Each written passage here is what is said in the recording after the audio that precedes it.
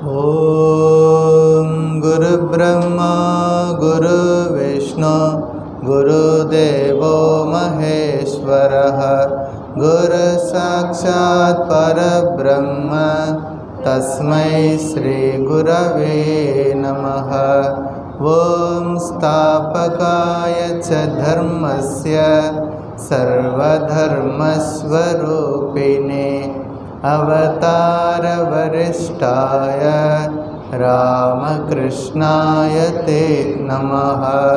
जननीं शारदा देवीं रामकृष्णं जगद्गुरुं पादपद्मे तयो श्रुत्वा प्रणमामि मुहुर्मुहुः।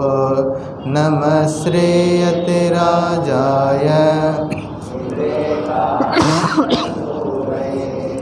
सच्चित्सुखस्वरूपाय स्वामिने तापहारिणे त्वमेव माता च पिता त्वमेव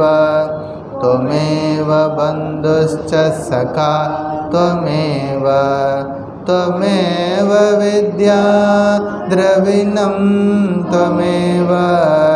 त्वमेव सर्वं मम देवदेव त्वमेव सर्वं मम देवदेव।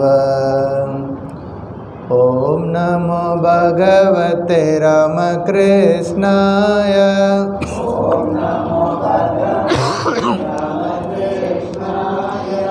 ॐ नमो भगवते रामकृष्णाय।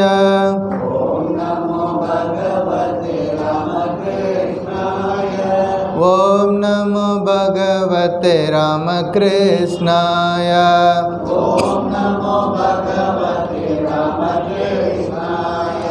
ॐ नमो भगवते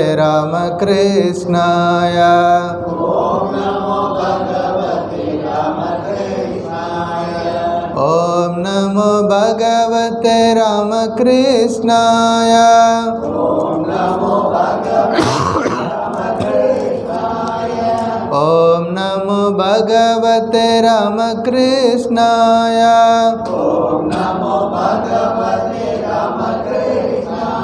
ॐ नमो भगवते रामकृष्णाय।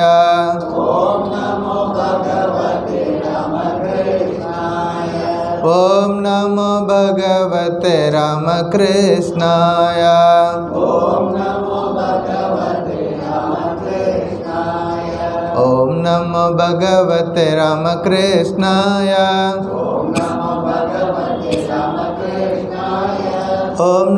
भगवते रामकृष्णाय। ॐ नमो भगवते रामकृष्णाय।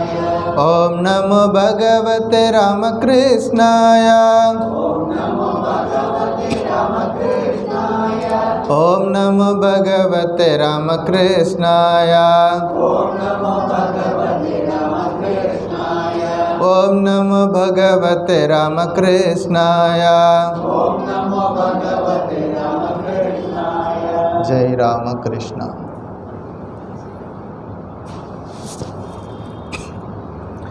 शङ्करं शङ्कराचार्यं केशवं बादरायणं सूत्रभाष्यकृतौ वन्दे भगवन्तौ पुनः पुनः।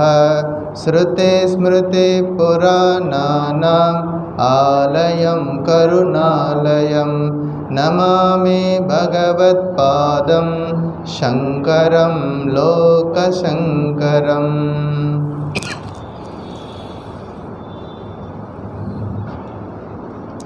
பகவான் ஸ்ரீ ராமகிருஷ்ணரின் பரிபூர்ணமான திருவருளால் ஆச்சாரியர் சங்கரர் எழுதிய சாதன பஞ்சகம் அப்படிங்கிற ஒரு முக்கியமான ஒரு கிரந்தத்தை படிச்சிட்ருக்கோம்.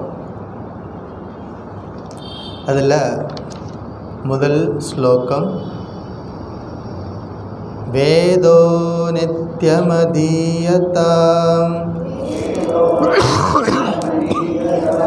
तदुदितं कर्मस्वनुष्ठीयताम् तेने सस्य विधीयताम् अपचितिः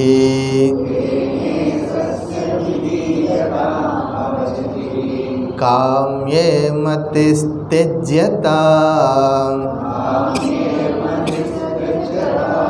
पापौगः परितूयताम् भवसुखे दोषोऽनुसन्धीयताम्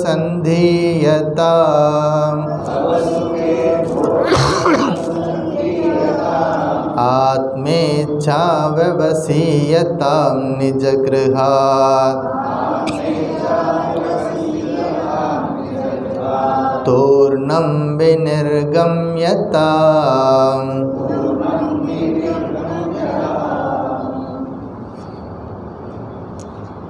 ஸோ இந்த முதல் ஸ்லோகத்தில் 8 உபதேசங்களை ஆச்சாரியர் நமக்கு சொல்லித் தருகிறார். இது வரைக்கும் எத்தனை உபதேசம் பார்த்துருக்குறோம்?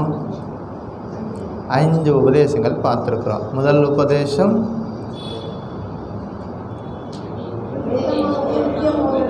வேதமானது நித்தியம் ஓதப்பட வேண்டும். 2வது வேதத்தில் சொல்லப்பட்டுள்ள கருத்துக்களை நம் வாழ்க்கையில் நன்றாக கடைபிடிக்க வேண்டும். நம்பர் 2. நம்பர் 3 செய்யக்கூடிய காரியங்கள் எல்லாத்தையும் ஈஸ்வர அர்ப்பணமாக செய்யணும். நம்பர் 3. நம்பர் 4 பலனை விரும்பி செய்யக்கூடிய புத்தி நம்ம வாழ்க்கையில் விட்டுடணும். சரி. 5வது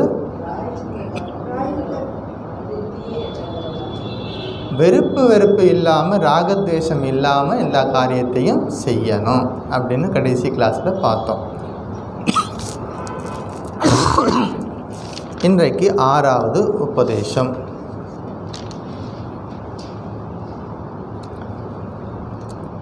அதை சொல்கிறதுக்கு முன்னாடி போன வாரம் ஞாயிற்றுக்கிழமை இரவிலிருந்து நேற்று இரவு வரைக்கும் நான் சென்னையில் இல்லை. போயிட்டு வந்த கதையை முதல்ல சொல்லிடுறேன், அப்புறமா சப்ஜெக்டுக்குள்ளே போயிடுவோம். போன வாரம் நைட்டு கிளாஸ் முடித்ததுக்கப்புறமா 10:30 மணி இங்கேருந்து புறப்பட்டு ஆச்சாரியருடைய கிருபை, அவருடைய அனுகிரகம், அவருடைய பரசுராம க்ஷேத்திரத்துக்கு போயிட்டு வர்றதுக்கு ஒரு வாய்ப்பு கிடைச்சது. பரசுராம க்ஷேத்திரம்னா இது கேரளா. நம்ம ஆச்சாரியர் எழுதின சாதன பஞ்சகம் படிச்சுட்ருக்குறோம். அவருடைய பூரணமான அனுகிரகத்தால் அவருடைய பிறந்த இடத்தெல்லாம் போய் பார்க்குறதுக்கு ஒரு வாய்ப்பு கிடைச்சது. ஸோ ஞாயிற்றுக்கிழமை இரவு 28ஆம் தேதி இரவு 12 மணிக்கு சரியாக 12 மணிக்கு சென்னையிலேருந்து ட்ரெயின் புறப்பட்டது. சென்னை கொயிலாண்டி எக்ஸ்பிரஸ். திருச்சூரில் போய் இறங்கினோம். அடுத்த நாள் காலையில் 29ஆம் தேதி 11:30 மணிக்கு போய் சேர்ந்தது. சுவாமிஜி வந்திருந்தாங்க ரிசீவ் பண்ணுறதுக்கு. அங்கேருந்து ஆசிரமத்துக்கு போனோம். மதிய உணவு எடுத்துக்கிட்டு 3 மணிக்கு அங்கேருந்து புறப்பட்டு குருவாயூரப்பனை தரிசனம் பண்ண போனோம். எல்லோரும் போயிருப்பீங்க, சில பேர் போயிருப்பீங்க, சில பேர் போகலைன்னா கேட்டு வச்சுக்கோங்க. இந்த கதையெல்லாம் கேட்டு வச்சுக்கோங்க. எப்போவாவது போகக்கூடிய வாய்ப்பு வரும், பிரார்த்தனை பண்ணிக்கோங்க. தீர்த்த யாத்திரை போகிறதுக்கு பணம் இருந்தால் மட்டும் பத்தாது, தெய்வத்தின் அனுகிரகமும் வேணும் அப்படின்னு ஞாபகம் வச்சுக்கணும். நம்முடைய பிரார்த்தனை இருக்கணும். பிரார்த்தனைக்கு பின்னாடி தெய்வத்தினுடைய அனுகிரகம் இருந்துச்சுன்னா எல்லாம் சுபமாக நடக்கும். குருவாயூரப்பனை தரிசனம் பண்ணுறதுக்காக அங்கேருந்து 3 மணிக்கு புறப்பட்டோம். 2 மணி நேரம் நம்ம ஆசிரமத்திலேருந்து குருவாயூர் போகிறது. ஸோ 5:30 மணிக்கு போயிட்டோம். கொஞ்சம் ஐயப்ப சுவாமி சீசன் அப்படிங்கிறனால கோயிலில் கொஞ்சம் அதிகமாகவே கூட்டம் இருந்துச்சு. இருந்தாலும் ஒரு 1.5-2 மணி நேரத்தில் தரிசனம் கிடைச்சது. கொஞ்சம் நேரம் லைனில் நிற்கும் பொழுது அந்த கோயிலில் ஒரு விஷயத்தை கவனித்து, அந்த கர்ப்ப மந்திரை சுற்றி நிறைய விளக்குகள்லாம் போட்டு வச்சுருக்காங்க. அந்த கரெக்டாக 6 மணிக்கு விளக்குகள் ஏற்றா, அதாவது லக்ஷ தீபம்னு பேர். அப்போ ஒரு வாய்ப்பு, இந்த லைனில் நிற்கிறவங்களுக்கெல்லாம் ஒரு வாய்ப்பு. எல்லாரும் அந்த பக்தர்களே அவங்களே அந்த விளக்குகளை ஏற்றுறாங்க. இது ஒரு பெரிய வாய்ப்பு. கரெக்டாக யாரெல்லாம் அந்த இடத்துல லைனில் நிற்கிறாங்களோ அவர்கள் அந்த இடத்துலேருந்து அந்த தீபத்தை ஏற்றுறதுக்கு வாய்ப்பு. நாங்கள் அந்த இடத்துல கரெக்டாக தீபம் இருக்கிற இடத்துல நின்றதுனால என் கூட வந்த சுவாமிகள் எல்லோரும் சேர்ந்து அந்த தீபம் ஏற்றினோம். ஏன்னா தீபம் ஏற்றிட்டு நிற்கணும். அப்போ தான் எப்போ கேட்டு திறந்து விட்றாங்களோ அப்போ தான் உள்ளே போக முடியும். தரிசனம் முடிச்சுட்டு திரும்பவும் ஆசிரமத்துக்கு வந்தோம். வர்ற வழியில் திருச்சூருடைய இன்னொரு சப் சென்டர் இருக்குது, பூங்குன்னம் அப்படின்னு ஒரு இடம். அங்கே நமக்கு ஒரு இன்னொரு சப் சென்டர் இருக்குது. அங்கே போயிட்டு அங்கே இருக்கக்கூடிய ஆக்டிவிட்டியெல்லாம் பார்த்துட்டு அங்கே இருக்க சுவாமிகள்லாம் பார்த்துட்டு 9 மணிக்கு திருச்சூர் ஆசிரமத்துக்கு வந்து சேர்ந்தோம். இரவு உணவு சாப்பிட்டுட்டு ஓய்வெடுத்தோம். அடுத்த நாள் காலையில் 6:30 மணிக்கு அங்கேருந்து ட்ரெயின், அதாவது 30ஆம் தேதி காலையில் அங்கேருந்து திருச்சூர்லேருந்து அங்கமாலி அப்படின்னு ஒரு ஸ்டேஷன், அதுதான் காலடிக்கு போகக்கூடிய ஸ்டேஷன். காலடிக்கு நேரடியாக ட்ரெயின் வசதி கிடையாது. அங்கமாலி அப்படிங்கிற இடத்துல இறங்கி அங்கேருந்து நம்ம டாக்ஸி மூலமாகவோ ஆட்டோ மூலமாகவோ பஸ்ஸு மூலமாகவோ காலடிக்கு போகணும். அங்கே வந்து 10 கிலோமீட்டர். அங்கமாலி ஸ்டேஷனில் 7:30 மணிக்கு காலையில் போயிட்டோம். 1 மணி நேரம் தான், திருச்சூர் டு அங்கமாலி 1 மணி நேரம்.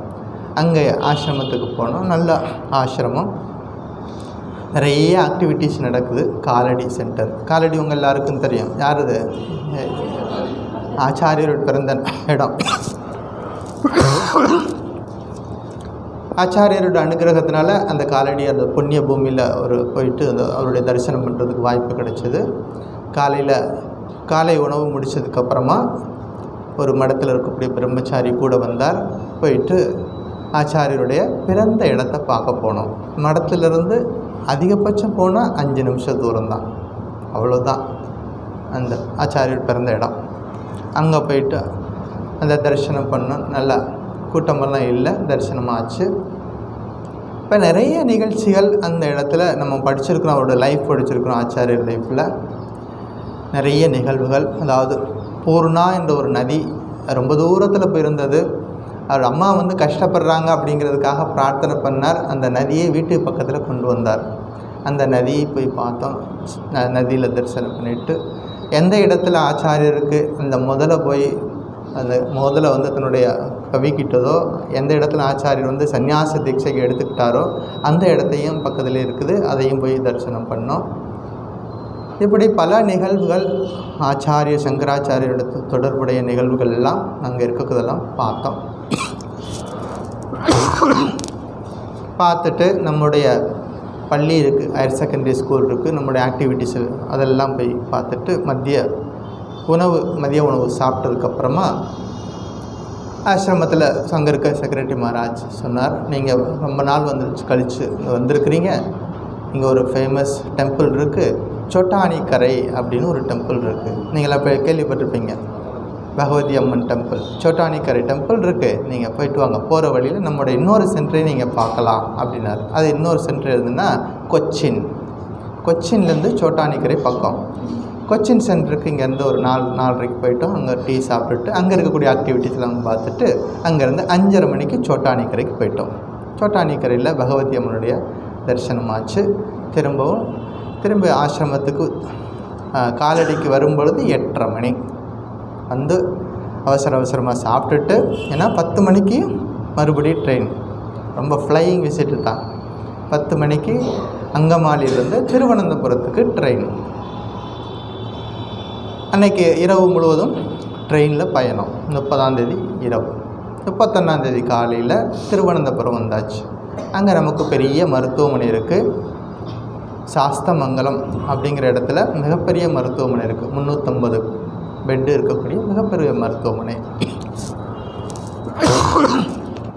அங்கே போயிட்டு காலையில் 6 மணிக்கு போய் சேர்ந்தோம். குளிச்சுட்டு உடனே பத்மநாப சுவாமியை தரிசனம் பண்ணலான்ட்டு புறப்பட்டு போனோம். 7 மணிக்கு அங்கே போய் சேரும்பொழுது அங்கே நடை சாத்திட்டாங்க. நடை சாத்திட்டு என்ன சொல்லிட்டாங்க, 10 மணிக்கு தான் அடுத்த தரிசனம் அப்படின்னாங்க. சரி, 3 மணி நேரம் நிற்க வேணாம்னு சொல்லிட்டு திரும்ப ஆசிரமத்துக்கு வந்து காலை உணவு சாப்பிட்டுட்டு மறுபடியும் கோயிலுக்கு போயிட்டோம். 8 மணிக்கு போயிட்டோம். இப்போ லைனில் போய் நிற்க ஆரம்பித்தோம். ஒரு 3 மணி நேரம் லைன் இருந்தது. ஏன்னா ஐயப்ப சீசன். அப்புறம் அன்றைக்கி என்ன விசேஷம் அப்படின்னா, அன்றைக்கி வைகுண்ட ஏகாதசி. வைகுண்ட ஏகாதசி அன்னைக்கு பெருமாள் தரிசனம் கிடைக்கிறதுங்கிறது பெரிய ஒரு புண்ணியம். அது ஒரு நல்ல ஒரு சான்ஸு. 3 மணி நேரம் பகவான் வந்து நிற்க வச்சார். அது ரொம்ப சந்தோஷமாக இருந்துச்சு எனக்கு. ஏன்னா என்னை சுற்றி இருக்கிறவங்க எல்லாம் விஷ்ணு சகஸ்ரநாமம் சொல்கிறாங்க. அப்புறம் வந்துட்டு பெருமாள் என்னென்ன பாசுரங்கள் யாருக்கு என்னென்ன தெரியுமோ, என்னென்ன மொழியில் தெரியுமோ. என்னை சுற்றி இருக்கிறவங்களாம் பலவிதமான மொழி பேசுகிறவங்களும் இருக்காங்க. மலையாளம் பேசுகிறவங்க இருக்கிறாங்க, டூரிஸ்ட் வந்தவங்க வேறு லாங்குவேஜில் ஹிந்தி பேசுகிறவங்க இருக்காங்க. ஆனால் எல்லாரும் செய்யக்கூடிய ஒரே காரியம் பகவான் நாமத்தை சொல்லிக்கிட்டே இருக்கிறாங்க. விஷ்ணு சகஸ்ர நாமம் அல்லது ஏதாவது விஷ்ணு சம்பந்தமான நாமம் சொல்லிக்கிட்டே இருந்தாங்க, அல்லது நாமாவளி சொல்கிறது. எப்படி ரொம்ப ஆனந்தமாக இருந்தது அந்த அனுபவம். 3 மணி நேரம் லைன் நின்றது. பெருமாளுடைய தரிசனம், அதாவது பத்மநாப சுவாமியோட தரிசனம் கிடைக்கும்போது 12 மணி மத்தியானம். அதுக்கப்புறமா ஆசிரமத்துக்கு வரலான்ட்டு வெளியே வரும்பொழுது ஒரு கார் வந்துச்சு. அங்கே இருந்துட்டு சுவாமி சொன்னார், நீங்கள் நெட்டயம் போயிடுங்க அப்படின்னு சொன்னாங்க. நெட்டயம் அப்படின்னா நமக்கு ஒரு இன்னொரு சப் சென்டர், அதோட திருவனந்தபுரத்துடைய சப் சென்டர். அதுதான் ரொம்ப பழமையான சென்டர் கேரளாவில். எந்த வருஷம் தெரியுமா? 1917. 1917 சுவாமி பிரம்மானந்தர் தவம் செய்த இடம். அதனால் எப்போவாவது நீங்கள் பக்தர்கள்லேருந்து கேரளாவுக்கு போனீங்கன்னா அவசியம் நீங்கள் போய் பார்க்க வேண்டிய இடம் இந்த நெட்டயம் அப்படி சொல்லக்கூடிய அந்த ஒரு ஆசிரமம். ரொம்ப பழமையானது, கல் கட்டடம் தான். அதை புரிஞ்சுக்கலாம் நீங்கள் அந்த பழமையை. ரொம்ப அமைதியாக நிசப்தமாக இருக்கக்கூடிய ஆசிரமம், மலை மேலே இருக்குது. அந்த அனுபவங்களை நீங்கள் நேரடியாக போகும்பொழுது தான் அதை உணர முடியும். ஏன்னா அங்கே சாநித்தியம், அங்கே ஸ்ரீமத் சுவாமி பிரம்மானந்தர் மற்ற பெரிய பெரிய மகான்கள் எல்லாம் தவம் செய்த இடம். ஸ்ரீராமகிருஷ்ணருக்கு நித்திய பூஜை நடந்துகிட்ருக்கு. அப்படிப்பட்ட ஒரு இடம். அங்கே போய்ட்டு மதிய உணவு எடுத்துக்கிட்டு அங்கே ஒரு 4 மணி நேரம் இருந்தோம்.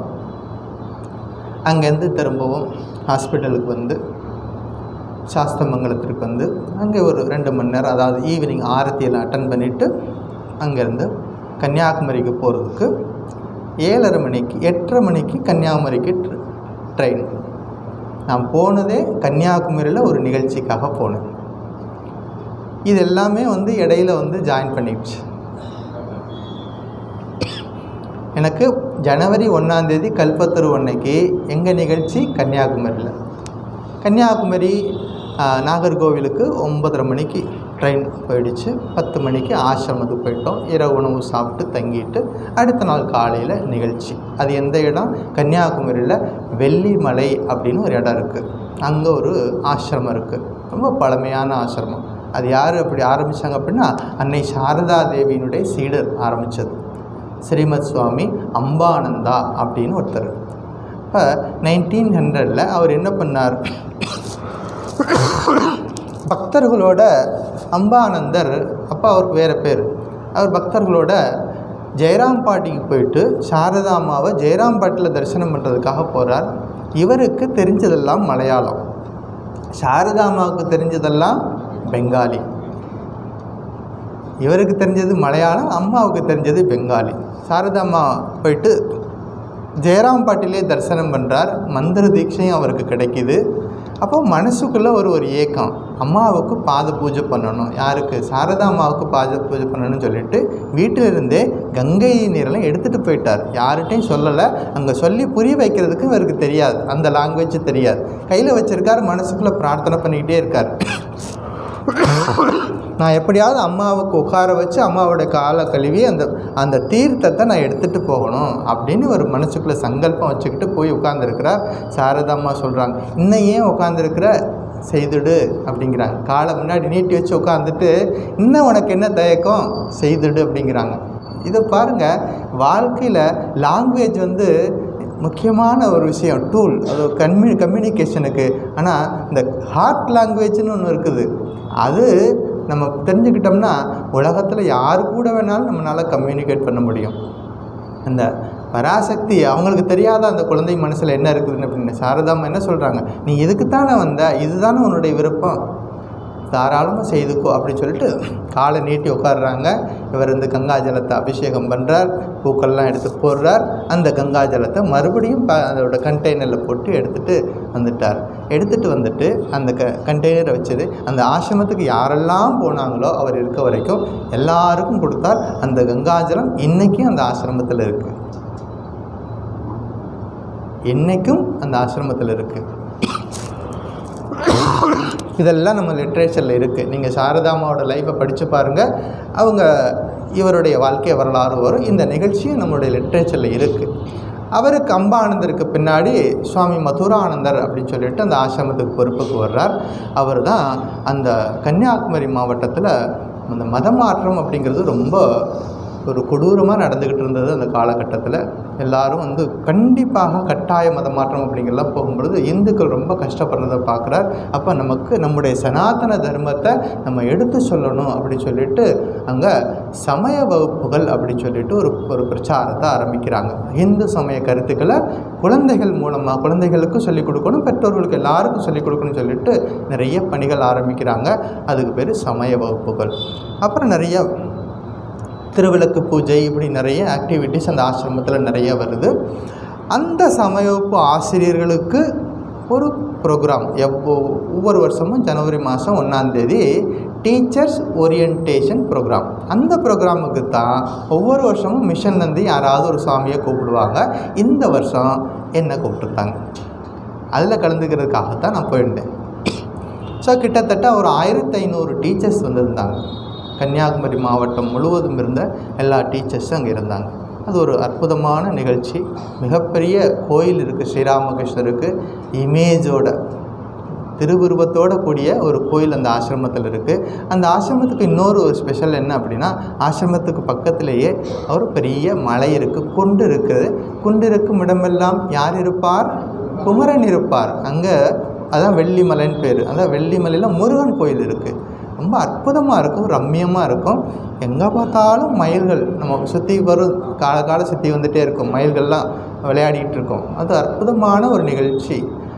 அப்போ மலையை சுற்றி வரலாம், பரிக்கிரமாக போகலாம், கோயிலில் மேலே ஏறி உட்காந்து நம்ம தரிசனம் பண்ணலாம். மேலே இருந்து பார்த்திங்கன்னா என்டையர் கன்னியாகுமரி டிஸ்ட்ரிக்டே நீங்கள் பார்க்க முடியும். அவ்வளோ பசுமையாக இருக்குது. அந்த தென்னை மரங்கள் சூழ்ந்த அந்த கடல் பரப்பு இதெல்லாம் பார்க்கலாம். ரொம்ப ரம்மியமாக இருக்கும்.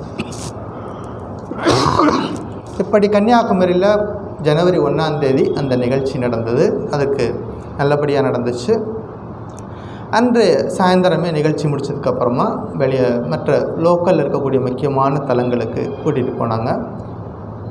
அங்கே ஒரு அருவி இருக்குது, திருப்பரப்பு அருவின்னு சொல்லிட்டு அங்கே போயிட்டு குளிச்சுட்டு இன்னொரு கோயிலுக்கு போயிருந்தோம். ஒரு பெருமாள் கோயில், அதெல்லாம் தரிசனம் பண்ணிட்டு வந்தோம். அடுத்த நாள் காலையில், அதாவது எத்தனாம் தேதி? 3ஆம் தேதி காலையில் கன்னியாகுமரிக்கு போயிட்டு அங்கே பகவதி அம்மனை தரிசனம் பண்ணிவிட்டு விவேகானந்தர் ராக்கில் போயிட்டு அங்கே கொஞ்சம் நேரமெல்லாம் ஸ்பெண்ட் பண்ணிவிட்டு அங்கே சுவாமிஜி தரிசனம் பண்ணிவிட்டு திரும்ப வந்தோம். எங்களுடைய ட்ரெயின் மத்தியானம் 2 மணிக்கு, நேற்று ராத்திரி 12 மணிக்கு வந்து சேர்ந்துட்டேன். இவ்வளோதான். பகவானுடைய அனுகிரகத்தினால இந்த ஒரு யாத்திரை நல்லபடியாக நடந்தது. பிரசாதம் கொண்டு வந்திருக்கேன். யாரெல்லாம் நேரடி கிளாஸுக்கு வந்திருக்கிறீங்களோ அவங்களுக்கு அந்த பிரசாதம் கிடைக்கும். ஆன்லைனில் கேட்குறவங்க பிரார்த்தனை பண்ணிக்கோங்க. இப்போ சப்ஜெக்டுக்கு போவோம். 6வது உபதேசம், பாபௌக பரிதூயத்தாம். அடுத்தது இன்றைக்கி நம்ம பார்க்க வேண்டியது பவ சுகே தோஷக அனுசந்தீயதாம். இந்த உலக இன்பத்தில் இருக்கின்ற குறைபாடுகளை இடைவிடாமல் எண்ணி பார்க்க வேண்டும் அப்படின்னு அர்த்தம். அதாவது பவ சுகே தோஷக அனுசந்தீயதாம். பவன உலகம், இந்த உலகம். சுகே, சுகம் என்றால் இன்பம். தோஷக, இந்த உலகத்தில் இருக்கக்கூடிய இன்பங்களில் என்ன இருக்குது? தோஷம் இருக்கிறது. அப்போ அது இருக்கிறது என்ன பண்ணணும்? அனுசந்தீயதாம் அப்படின்னா திரும்ப திரும்ப நினைத்து பார்க்கணும். நம்ம வாழ்க்கையில் இருக்கக்கூடிய இன்பங்களில் தோஷம், குறைகள் இருக்கிறது அப்படின்னு அதை நினச்சி பார்க்கணும். அதாவது மனசில் பாப்பம் இருந்துச்சுன்னா பகுத்தறிவு வராது. எது பகுத்தறிவு?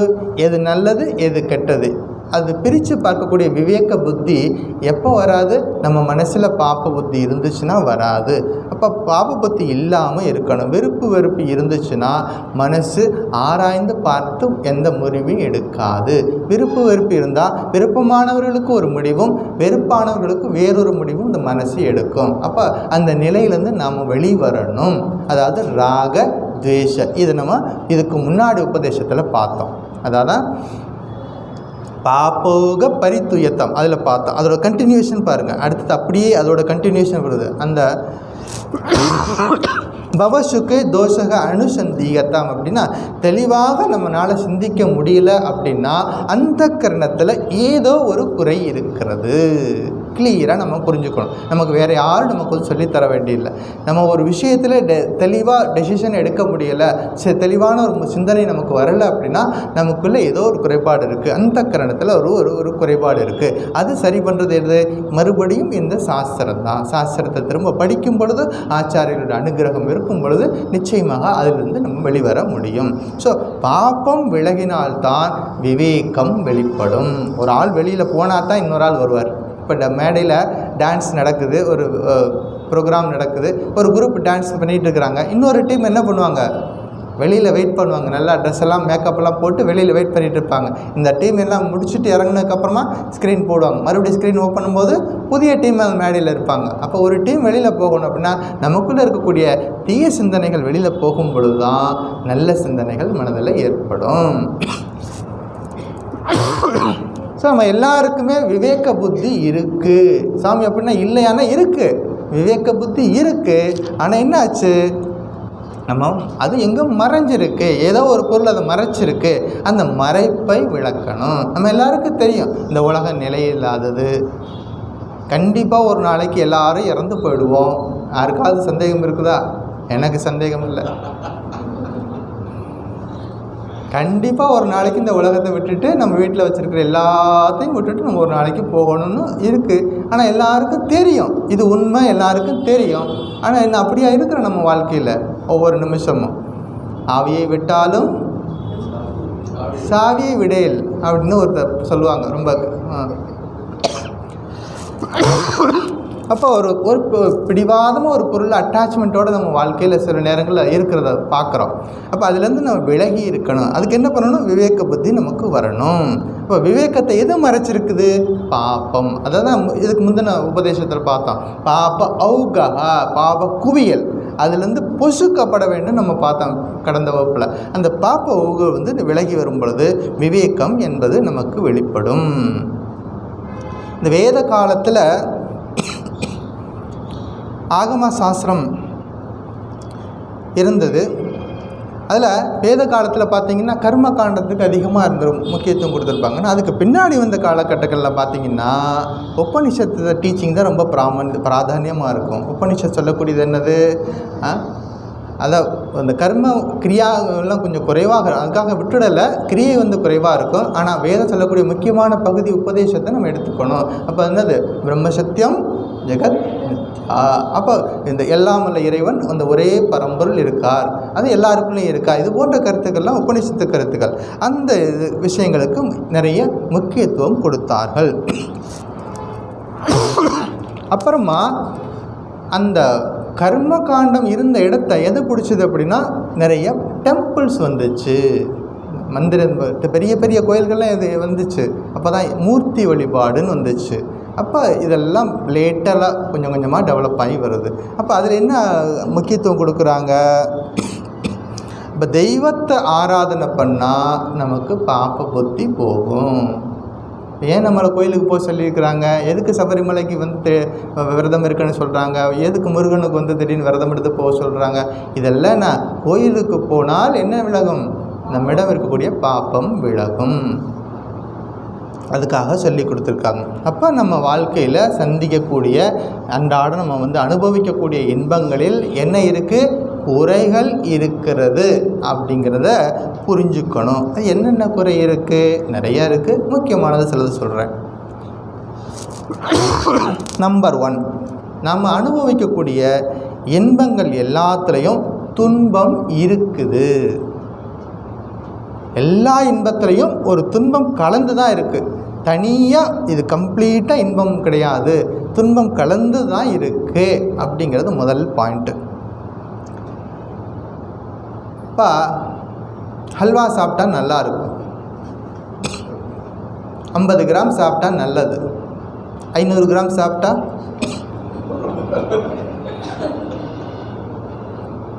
துன்பம் தானே. அல்வா சாப்பிட்டா நல்லா இருக்குது, இனிப்பாக இருக்குது.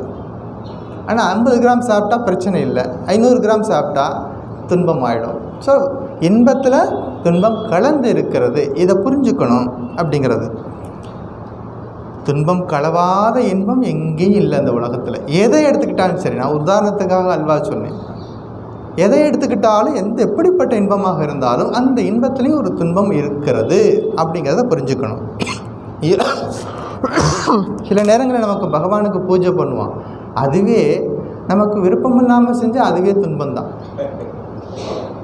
பகவானுக்கு பூஜை பண்ணுறது ரொம்ப இன்பமானது, நம்ம செய்யணும், நித்திய கடமை. ஏன்னா நமக்கு ஆச்சாரியர் சொல்லி கொடுத்துருக்கிறார், பகவான் ஸ்ரீகிருஷ்ணன் சொல்கிறார், என்னது நித்திய கடமையை செய்யணும், நைமித்திய கடமையை செய்யணும், பூஜை பண்ணுறது. அதுலேயும் கூட விருப்பம் இல்லாமல் அதை செஞ்சோம்னா என்னாச்சு, அப்படி செய்கிறவருக்கு என்ன இன்பம் இருக்குமா, துன்பமாக தெரியும். அப்போ விருப்பத்தோட காரியங்களை செய்யணும். எல்லாரும் மனுஷங்க எல்லாரும் உலகத்தில் எல்லாரும் என்ன பண்ணுறோம், பணம் கிடச்சிட்டா சந்தோஷமாக இருக்கும், பணம் இருந்துச்சுன்னா சந்தோஷமாக இருக்குன்னு சொல்லிட்டு என்ன பண்ணுறோம், பணத்தை தேடி ஓடிக்கிட்டே இருக்கிறோம் வாழ்க்கையில். பணம் கிடச்சிட்டா நமக்கு எல்லாமே கிடைக்கும் அப்படின்னு நினச்சிட்டு மனுஷன் இன்பத்தை தேடி பணத்தை தேடி ஓடுறோம். ஆனால் அந்த பணம் நிம்மதியை கொடுக்கிறதா கேட்டு பாருங்கள், உங்களுக்கு நீங்களே கேட்டு பாருங்கள். பணம் தேவை, அதுக்காக பணம் வேண்டான்னு சொல்லலை, பணம் தேவை. ஆனால் எவ்வளவு தேவை, அங்கே தான் விவேக புத்தி. நமக்கு வாழ்க்கைக்கு எவ்வளவு தேவை, அது தேவையான அளவுக்கு இருந்துச்சுன்னா வாழ்க்கை ஆனந்தமாக இருக்கும். தேவை மீறி போகும் பொழுது அதை பற்றின சிந்தனையில் மனசு துன்பத்தை கொடுக்கும். ஒரு பெரிய ஃபேமஸான ஒரு ஸ்லோகம் இருக்கிறது, ஆர்த்தானாம் ஆர்ஜனே துக்கம். ஆர்த்தன்னா பணம், ஆர்ஜனைன்னா அதை சேகரிக்கிறது. அந்த பணத்தை சேகரிக்கிறதுலே துக்கம்தானே. ஏன்னா கஷ்டப்படுறோம், கஷ்டப்படாமல் பணம் நமக்கு வராது. ஆர்த்தானாம் ஆர்ஜனே துக்கம் ஆர்ஜிதானாஞ்ச ரக்ஷனே. முதல்ல சேர்க்கறது கஷ்டம், சேர்த்து வச்சதை அந்த பத்திரமா பாதுகாக்கிறதுக்குள்ள அதுலேயும் துக்கம் இருக்குது நமக்கு. எப்போ ரைடு வந்துடுவாங்களோ, நமக்கு பணத்தை அதிகமாக சேர்த்து வச்சிட்டோம்னா என்னாச்சு, நிம்மதியை கொடுக்காது. அதை ரக்ஷணம் பண்ணுறதுலேயே நமக்கு துக்கம் வந்துடுது. அப்புறம் அடுத்தது என்னது, நாசே துக்கம் வெயம் துக்கம். அது நம்மளை விட்டு போயிடுச்சுனாலும் கஷ்டம், சேர்த்து வச்சுருக்கோமே அது நம்மளை விட்டு போயிட்டுனாலோ அல்லது செலவழிஞ்சிட்டாலும் மறுபடியும் கஷ்டம் வந்துடுச்சு. பணம் நம்மளை விட்டு யாராவது எடுத்துகிட்டு போயிட்டாலும் துக்கம் வந்துடுது, அல்லது செலவாயிட்டாலும் மனசு துக்கப்படுது. இப்படி கிமர்த்தம் துக்கபாஜனம். அப்போ வாழ்க்கையில் துக்கம் பணத்தை இருந்தால் மட்டும் நமக்கு நிம்மதி என்பது இல்லை. ஆனால் பணம் தேவை, எவ்வளவுக்கு தேவை அப்படிங்கிறது விவேக புத்தியோடு இருக்கணும். அப்போ இவ்வளவு துன்பங்கள் நம்ம வாழ்க்கையில் எல்லா இன்பங்களையும் துன்பங்கள் கலந்திருக்கிறது அப்படிங்கிறத பார்க்கணும். அதாவது பணத்தை கஷ்டப்பட்டு தான் சம்பாதிக்கணும், அதை காப்பாற்றுவதற்கும் கஷ்டப்படணும். அந்த பணம் செலவானாலும் கஷ்டமாகுது, பணம் திருடு போனாலும் கஷ்டமாகுது. இப்போ சொல்லுங்கள், பணம் நமக்கு இன்பத்தை தருகிறதா? பணம் இருக்கும், தேவை, ஞாபகம் வச்சுக்கணும், இது நிலையில்லாதது. ஒரு நாளைக்கு எங்கிட்ட இருக்கும், இன்னொரு நாளைக்கு இந்த பணம் இன்னொருத்தர்கிட்ட போகும் அப்படின்னு ஞாபகம் வச்சுக்கிட்டா போதும். அதாவது நாணயத்துக்கு 2 பக்கம் இருக்கிற மாதிரி வாழ்க்கையில் இன்பம் என்று இருந்தால் துன்பம் என்று இருக்கும். துன்பங்களை கடந்து செல், அதான் நம்முடைய ஆச்சாரியர் சொல்லிக் கொடுக்குறார். இது 2ஐயும் கடந்து போ அப்படின்னு நம்ம சொல்லிக் கொடுக்குறார். அதாவது ஸ்ரீராமகிருஷ்ணன் சொல்வார், எப்போதும் முன்னேறி செல் அப்படின்னு சொல்வார். இதெல்லாம் இருக்கும், நீ இதெல்லாம் கடந்து போகணும், முன்னேறி செல் அப்படின்னு. ஒருத்தர் வந்தார், காட்டுக்குள்ளே போனார், விறகு வெட்ட போனார். விறகு வெட்டி அந்த விறகு கொண்டு போய் சந்தையில் விற்றுட்டு அந்த பணத்தில் வச்சு குடும்பத்தை அந்த ஜீவிதம் பண்ணிக்கிட்டு இருக்கார். ஒரு நாள் விறகு வெட்ட போகும்பொழுது அந்த காட்டுக்குள்ளே இருந்த ஒருத்தர் சொன்னார், இன்னும் கொஞ்சம் தூரம் தள்ளிப்போ, அங்கே சந்தன மரங்கள்லாம் இருக்குது, முன்னேறி போ அப்படின்னு சொன்னார். ஒரு கொஞ்சம் தூரம் அந்த காட்டுக்குள்ளே ரொம்ப இன்டீரியராக உள்ளே போய் பார்க்குறாரு. சாதாரண மரங்களுக்கு பதிலாக என்ன இருக்குது, சந்தன மரங்கள்லாம் இருக்குது. சந்தன மரங்கள்லாம் எடுத்துகிட்டு வந்துட்டு மார்க்கெட்டில் கொண்டு போய் விற்றா நிறைய பணம் கிடச்சிது. அப்போ கொஞ்ச நாள் கழித்து யோசனை பண்ணுறார், அவர் என்னை முன்னேறித்தானே போக சொன்னார், நான் ஏன் அங்கேயே நிற்கணும், இன்னும் கொஞ்சம் முன்னேறி போகிறேன் அப்படி சொல்லிட்டு இன்னும் கொஞ்சம் தூரம் இப்போ உள்ள தள்ளி போகிறாரு. அங்கே போய் பார்த்தா வெள்ளி சுரங்கம் இருக்குது. விறகு வெட்ட போனவருக்கு பெண்ணை கிடைக்கிது, வெள்ளி சுரங்கம். அதை எடுத்துகிட்டு வந்து மார்க்கெட்டில் விற்கிறார். கொஞ்சம் பணக்காரர். மறுபடியும் யோசனை பண்ணுறார், நான் ஏன் இங்கே நிற்கணும், முன்னேறித்தானே போக சொன்னார். அப்புறம் உள்ளே தள்ளி போகிறார். தங்க சுரங்கம் இருக்கிறது, அப்புறம் வைர சுரங்கம் இருக்குது. அதாவது ஒரு முன்னேறி போக போக போக என்னாச்சு, எல்லாம் இருக்கிறது. என்ன புரிஞ்சுக்கணும், இது ஸ்ரீராமகிருஷ்ணன் சொன்ன உபதேசம். என்ன புரிஞ்சுக்கிற அப்படின்னா, சாதனையில் நின்றுடாத. கொஞ்சம் அனுபவம் கிடைச்சிது, கொஞ்சம் நமக்கு ஏதோ ஒரு எக்ஸ்பீரியன்ஸ் கிடைச்சிருச்சுன்னா அதுலேயே நின்றுடக்கூடாது, இன்னும் மேலே போகணும். கொஞ்சம் ஜப்பம் தியானம் பண்ணால் நமக்கு ஒரு மனசு திருப்தி கிடைக்கும், நிம்மதி கிடைக்கும், ஆனந்தம் கிடைக்கும். அதுலேயே ஸ்டாக்னண்ட் ஆகி நின்றுடக்கூடாது, அதையும் கடந்து போ. சில பேருக்கு என்ன தரிசனம் கிடைக்கும், சில பேருக்கு வந்து கனவில் வந்து தரிசனம் கிடைக்கும், கனவில் வந்து நல்ல தெய்வீக காட்சிகளை பார்ப்பாங்க. அப்போ உடனே என்ன சொல்லுவாங்க, எனக்கு எல்லாம் நடந்துருச்சு அப்படின்னு நின்றுடக்கூடாது, அதையும் கடந்து போகணும். அப்போ வாழ்க்கையில் தொடர்ந்த ஒரு முன்னேறி போகக்கூடிய அந்த போக்கு நம்மக்கிட்ட இருக்கணும். அதுக்கு பேர் தான் அதிருப்தி கரத்துவம்னு பேர். முதல் விஷயம் நம்ம என்ன பார்த்தோம், வாழ்க்கையில் இன்பங்களில் எல்லாத்துலேயும் துன்பம் இருக்குதுன்னு புரிஞ்சுக்கணும். ரெண்டாவது, நம்முடைய சாதகர்கள் மனசில் எப்போது என்ன இருக்கணும், அதிருப்தி கரத்துவம் இருந்துக்கிட்டே இருக்கணும். போதும் அப்படின்னு இருக்கக்கூடாது. சாதனையில் அடுத்தது என்ன, இப்போ சாதாரணமாக வீட்டிலேயே பார்த்தீங்கன்னா ஒரு ப்ரோக்ராம் பண்ணுவாங்க, இன்றைக்கு என்னெல்லாம் செய்யணும் ஒரு திட்டம் போடுவாங்க. அல்லது ஒரு கம்பெனியில் இந்த வருஷத்துக்கு இவ்வளவு போடணும், இத்தனை பேரை சேர்க்கணும், இன்னும் இவ்வளவு ப்ரொடக்ஷன் பண்ணணும், இவ்வளவு சேல்ஸ் ஆகணும், இவ்வளவு டேர்ன் ஓவர் வரணும், ஒரு திட்டம் போடுறாங்க. அடுத்த வருஷம் என்ன பண்ணுறாங்க, அதை அப்படியே மெயின்டைன் பண்ணுறாங்க, அப்படியே வச்சுக்கிறாங்க. அடுத்த வருஷம் என்ன பண்ணுறாங்க, இன்னும் அதிகமாக இன்க்ரீஸ் பண்ணுறாங்க. அப்போ என்னாச்சு, ஒரு நிறைவு என்ன அங்கே இல்லை, திரும்பவும் அதிகமாக போட்டே போகிறாங்க. சாதாரண உலகில் வாழ்க்கையிலே இது இருக்கும் பொழுது ஆன்மீக வாழ்க்கையில் நம்ம எப்படி இருக்கணும், அப்போ ஒரு நிறைவு என்பது கிடையாது. அப்போ இன்னும் கடந்து போகணும். சின்ன சின்ன எக்ஸ்பீரியன்ஸில் போய் பார்த்துட்டு அங்கேயே நின்றுடக்கூடாது, சித்திகளில் போய் மாட்டிடக்கூடாது. ஸ்ரீராமகிருஷ்ணன் சொல்லுவார், சித்திகள் அஷ்ட சித்திகளில் ஒன்று இருந்தாலும் பகவானை பார்க்க முடியாது, பிரம்மத்தை தரிசனம் பண்ண முடியாது அப்படி சொல்லிட்டு அதிலிருந்து நம்ம விலகி இருக்கணும். அதாவது எவ்வளவு இன்பம் வந்தாலும் அதையும் கடந்து போகணும். அதிருப்தி கரத்துவம் எதில் இருக்கணும், ஆன்மீக சாதனையில் இருக்கணும். நான் இன்றைக்கி 50 ஜபம் பண்ணேன், பத்தாது, நாளைக்கு 100 சொல்லுவேன். நாளைக்கு 100 சொல்லிவிட்டால் அங்கேயே நின்றுடக்கூடாது. அடுத்த நாள் 200 ஜபம் செய்வேன், அடுத்த நாள் 1000 ஜபம் பண்ணுவேன், அடுத்த நாள் 5000 சொல்லுவேன். இப்படி நம்ம என்ன பண்ணணும், ஆன்மீக சாதனைகளை அதிகரிச்சுக்கிட்டே போகணும். அங்கே வந்து திருப்திப்படக்கூடாதுன்னு சொல்கிறாங்க.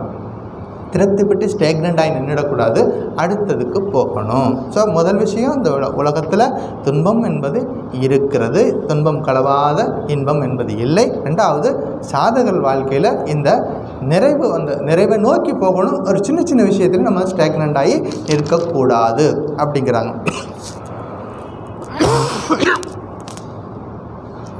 அடுத்தது, நம்ம நினைக்கிறோம் ஒரு வீடு கட்டினா நல்லாயிருக்கும். சாதாரணமாக எல்லோரும் நினைக்கிறதா, வீடு கட்டினா நல்லாயிருக்கும், வீடு கட்டினா எல்லோரும் சந்தோஷமாக இருக்குமா. வீட்டில் வந்துட்டு விலை உயர்ந்த பொருட்களை வாங்கி வச்சா இன்னும் சந்தோஷமாக இருக்கும்.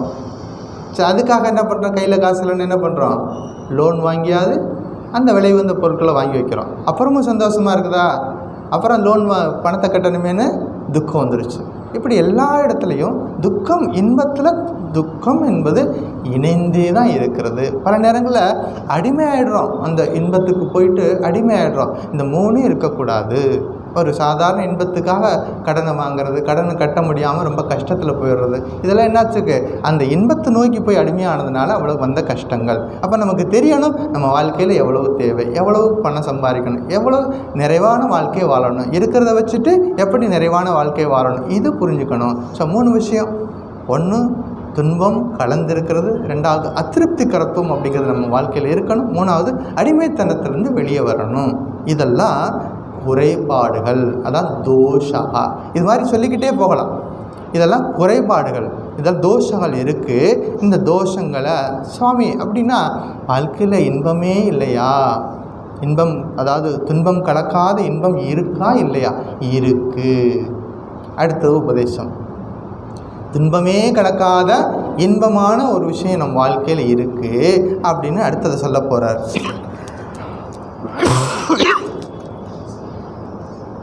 இந்த உலகத்தில் துன்பம் இருக்கிறது, இன்பத்தில் குறை இருக்கிறது, குறை இல்லாத ஒரு இன்பம் இருக்கிறது. அதுக்கு பேர் பிரம்மானந்தம். அதுக்கு பேர் என்னது? பிரம்மானந்தம், பஜனானந்தம். அந்த பிரம்மானந்தம் அப்படிங்கிறது அதுக்கு பேர் இன்னொரு பேர் பார்த்திங்கன்னா ஆத்ம சுகம். சுகத்தை தேடி நம்ம வெளியில் போகிறோம். இப்போ அந்த சுகம் நமக்குள்ளே இருக்கும் பொழுது அந்த சுகத்தை உள்ளுக்குள்ளே அனுபவிக்கிறதுக்கு பேர் ஆத்ம சுகம். அந்த ஆத்ம சுகம்தான் துன்பம் கலவாத இன்பம். அதில் துன்பம் கிடையாது, அங்கே இன்பம்தான் இருக்கும். அந்த ஆத்ம சுகத்துக்கு அடுத்து நம்ம வாழ்க்கையில் அடுத்த ஸ்டெப்புக்கு போகிறோம். அதை தவிர மீது எல்லாத்துலேயும் பிறப்பு இறப்பு என்பது தொடர்ந்து வந்துக்கிட்டே இருக்கும். ஏன்னா இன்பத்தை அனுபவிக்கிறதுக்காக மறுபடியும் ஒரு பிறப்பு எடுக்கணும். அந்த பிறப்பை அதை கம்ப்ளீட் பண்ணுறதுக்காக இன்னொரு பிறப்பு வரும். இந்த சம்சார சக்கரத்தில் திரும்பவும் மீண்டும் புனரப்பி ஜனனம் புனரப்பி மரணம். நம்ம ஆச்சாரியர் சொல்லி கொடுத்துருக்கிறார், பஜகோவிந்தத்தில் படிச்சிருக்கோம். அப்போ ஞாபகத்துக்கு வரணும். ஒரு இன்பத்தை நோக்கி போகும் பொழுது இது தேவையா அப்படின்னு நம்ம யோசித்து செய்யணும். அப்போ பிறப்பு இல்லாத சம்சார சக்கரத்துலேருந்து வெளியே வரணும் அப்படின்னா நமக்கு அந்த பிரம்மானந்த அனுபவத்தை பெறணும். வேறு வேத காலத்தில் நடந்த ஒரு நிகழ்ச்சி சொல்கிறேன். யாக்ஞவல்கியர் அப்படின்னு ஒரு முனிவர் இருந்தார். யாக்ஞவல்கியர், அவருக்கு 2 மனைவிகள் இருந்தாங்க. ஒருத்தி பேர் கார்கி, இன்னொருத்தி பேர் மைத்ரேயி. வேத காலத்து ரிஷிகள் எல்லாருமே திருமணமான ரிஷிகள் தான். திருமணமாகி இல்லறத்தில் இருந்தாங்க. அப்புறமா முறைப்படி 4வது ஸ்டெப்புக்கு போகிறாங்க. பிரம்மச்சரியம், கிரகஸ்தம், வானப்பிரஸ்தம், சந்நியாசம். எனிவே சந்நியாசம் என்பது எல்லா காலத்துலையும் இருந்தது. சுவாமி விவேகானந்தர் ஆதிசங்கருடைய இவருடைய அவதாரத்திற்கு பிறகு தான் என்ன பண்ணுறாங்க, ஒருவர் விரும்பினால் அந்த 2ஐயும் ஸ்கிப் பண்ணிவிட்டு நம்பர் 1 நம்பர் 4க்கு போகலாம் அப்படிங்கிற ஒரு விதிவிலக்கை வைக்கிறாங்க. அப்புறம் தான் இந்த சந்நியாச பரம்பரைகள்லாம் வருது. அப்போ பிரம்மச்சரியத்திலிருந்து டைரெக்டாக சந்நியாசமும் போகலாம் அப்படின்னு சொல்கிறாங்க. இப்போ வேத காலத்து ரிஷி அவர் யாக்ஞவல்கியர், அவருக்கு 2 மனைவிகள். நல்லபடியாக அவங்க வாழ்க்கை நடந்துகிட்ருக்கு. ஒரு காலகட்டம் அந்த 3வது ஸ்டேஜுக்கு வர்றார். என்னது 3வது ஆசிரமம்? என்னது? வானப்பிரச ஆசிரமம். அதாவது 60+ அந்த ஒரு நிலைக்கு வரும் பொழுது அவர் ஒரு முடிவெடுக்கிறார். போதும், இந்த இல்லறத்தில் இருந்தது போதும், நான் துறவியாக போகிறேன் அப்படின்னு ஒரு முடிவெடுக்கிறார். முடிவெடுத்துட்டு 2 பேரையும் கூப்பிட்டார். 2 பேர். யாரெல்லாம் 2 பேர்? கார்கி, மைத்ரேயி 2 பேரையும் கூப்பிட்டார். கூப்பிட்டுட்டு நான் இவ்வளோ நாள் உங்கள் கூட இருந்தேன், உங்கள் எல்லாருக்கும் தேவையானதெல்லாம் செய்துட்டோம், நம்ம வாழ்க்கை சந்தோஷமாக இருந்துச்சு. இப்போ நான் வீட்டை விட்டுட்டு போக போகிறேன். எங்கே போக போகிறேன்? துறவியாக போக போகிறேன். போகிறதுக்கு முன்னாடி எங்கிட்ட இருக்கிற சொத்து எல்லாத்தையும் உங்கள் 2 பேருக்கும் சரிசமமாக பிரித்து வச்சுட்டேன் அப்படின்னார். அவர் என்ன சொத்து வச்சுருப்பார்? அந்த காலத்தில் சொத்து அப்படின்னா எவ்வளோ பசுமாடு வச்சுருக்குறாங்க, அதுதான் சொத்து. அந்த கால்நடைகள் தான் சொத்து. அப்போ என்ன சொல்கிறார், நான் எங்கிட்ட இருக்கிற சொத்துக்களை எல்லாத்தையும் 2 பேருக்கும் சரிசமமாக பிரித்து வச்சுருக்கேன், எடுத்துக்கோங்க, எடுத்துக்கிட்டு சந்தோஷமாக இருங்க, நான் துறவு வாழ்க்கைக்கு போகிறேன். அப்போ ஒரு ஆள் சொல்லிட்டான், சந்தோஷமாக போயிட்டு வாங்க ஐயா. யார் அது சொன்னது? யார்? கார்கி. ஒரு ஆள் சொல்லிட்டாங்க, அதாவது நீங்கள் சந்தோஷமாக போயிட்டு வாங்க, எனக்கு பிரித்து கொடுத்துருக்குறீங்கள, அதை வச்சு நான் வாழ்க்கையை வாழ்ந்துக்கிறேன், நீங்கள் போயிட்டு வாங்க. இன்னொரு அம்மா இருந்துச்சு, அந்த மாதிரி யோசிக்குது, இவ்வளோ சொத்து இருக்குது, இவ்வளோ சந்தோஷமாக அந்த உலகத்தில் இருக்கலாம், இதையெல்லாம் விட்டுட்டு ஒருத்தர் இவர் போகிறாருன்னா அப்போ அங்கே இதை விட அதிகமான சந்தோஷம் ஏதோ இருக்குது, இதை விட அதிகமான ஏதோ சந்தோஷம் இருக்கிறது, அதனால தான் இதை விட்டுட்டு போகிறாரு அப்படின்னா அவர் சொன்னார். அந்த அம்மா போய் சொல்லிவிட்டு, எனக்கு இந்த நீங்கள் பிரித்து கொடுத்துருவீங்களே சொத்து, அதெல்லாம் எனக்கு எதுவும் வேண்டாம், நீங்கள் எந்த சந்தோஷத்தை நோக்கி போகிறீங்களோ அதை சொல்லுங்கள். அதுதான் விவேக புத்தி. நீங்கள் எந்த சந்தோஷத்தை நோக்கி இதெல்லாம் விட்டுட்டு போகிறீங்களோ அந்த சந்தோஷத்தை சொல்லுங்கள், அதை பற்றி எனக்கு உபதேசம் பண்ணுங்கள். அப்போ என்ன பண்ணுறாங்க, பணிந்து கேட்குறாங்க. அவர் இப்போ குருவாயிட்டார், இவங்க மனைவி என்ன பண்ணிட்டாங்க, சீடனாக இருந்து பணிந்து கேட்குறாங்க. எனக்கு அந்த மேலான உண்மையை, அந்த பிரம்மானந்த அனுபவத்தை நோக்கி நீங்கள் போகிறீங்க, வாழ்த்துக்கள், நல்லபடியாக போயிட்டு வாங்க, எனக்கும் அந்த வித்தையை கற்றுக் கொடுங்க. கற்றுக் கொடுத்தார்கள். நாம் கேட்குற நிலையிலிருந்து கேட்கணும், இருந்தால் நிச்சயமாக கற்றுக் கொடுப்பார்கள். கற்றுக் கொடுத்தார். அப்போ தான் சொல்லி கொடுக்குறாரு, அரே கார்கி நவ அரே புத்திரஸ்ய காமாய பிரியம் பவதி. நம்மக்கிட்ட குழந்தைகளில் ஏன் பிரியம் வச்சுருக்கிறோம் அப்படின்னா, புத்திரங்கள் அவங்க குழந்தைகள் மேலே இருக்கக்கூடிய அன்பினால் இல்லை, அவர்களில் இறைவனை பார்க்கறதுனால அவர்கள் மேலே அன்பு வைக்கிறோம். நம்ம மனைவி மேலே அன்பு வைக்கிறோம், நமக்கு ஒரு உறவினர்கள் மேலே அன்பு வச்சுருக்கிறோம் அப்படின்னா, அவர்கள் மேலே ஏன் அன்பு வைக்கிறோம் அப்படின்னா, அவர்களில் இறைவனை பார்க்குறோம், நமக்குள்ளே இருக்கக்கூடிய தெய்வீக சக்தி அவர்களில் இருக்கிறது, அதனால் நம்ம அன்பு வைக்கிறோம் அப்படின்னு சொல்லிட்டு இந்த கதையெல்லாம் சொல்லிவிட்டு, இதனால் இதிலேருந்து நம்ம வெளியில் வரணும். அந்த ஒரு அட்டாச்மெண்ட்டோடு இருக்கக்கூடாது. நம்ம எல்லாருக்கூடையும் பழகணும், எல்லாருக்கும் சேவை பண்ணணும், ஆனால் அவர்களில் இறைவனை பார்க்கணும். அதனால தான் அப்படி இந்த விளக்கமாக அவர் எடுத்து சொல்கிறார். அதுக்கப்புறமா அந்த அம்மாவுக்கு புரியுது, நல்லபடியாக நீங்கள் போகிறீங்க, உங்கள் கூடவே நான் உங்களுக்கு சேவை பண்ணுறேன்னு சொல்லிட்டு அவர்களும் சந்நியாசம் போகிறார்கள். இப்படி வேத காலத்தில் பெண்கள் எப்படி, உபனிஷத காலத்தில் எப்படி பெண்கள் இந்த மாதிரி உயர்ந்த ஒரு கருத்துக்களை சிந்தனை பண்ணுற நிலையில் இருந்தாங்க, அவர்களும் உபனிஷதங்களை சொல்லக்கூடிய அந்த ஆற்றல் பெற்றிருந்தார்கள்.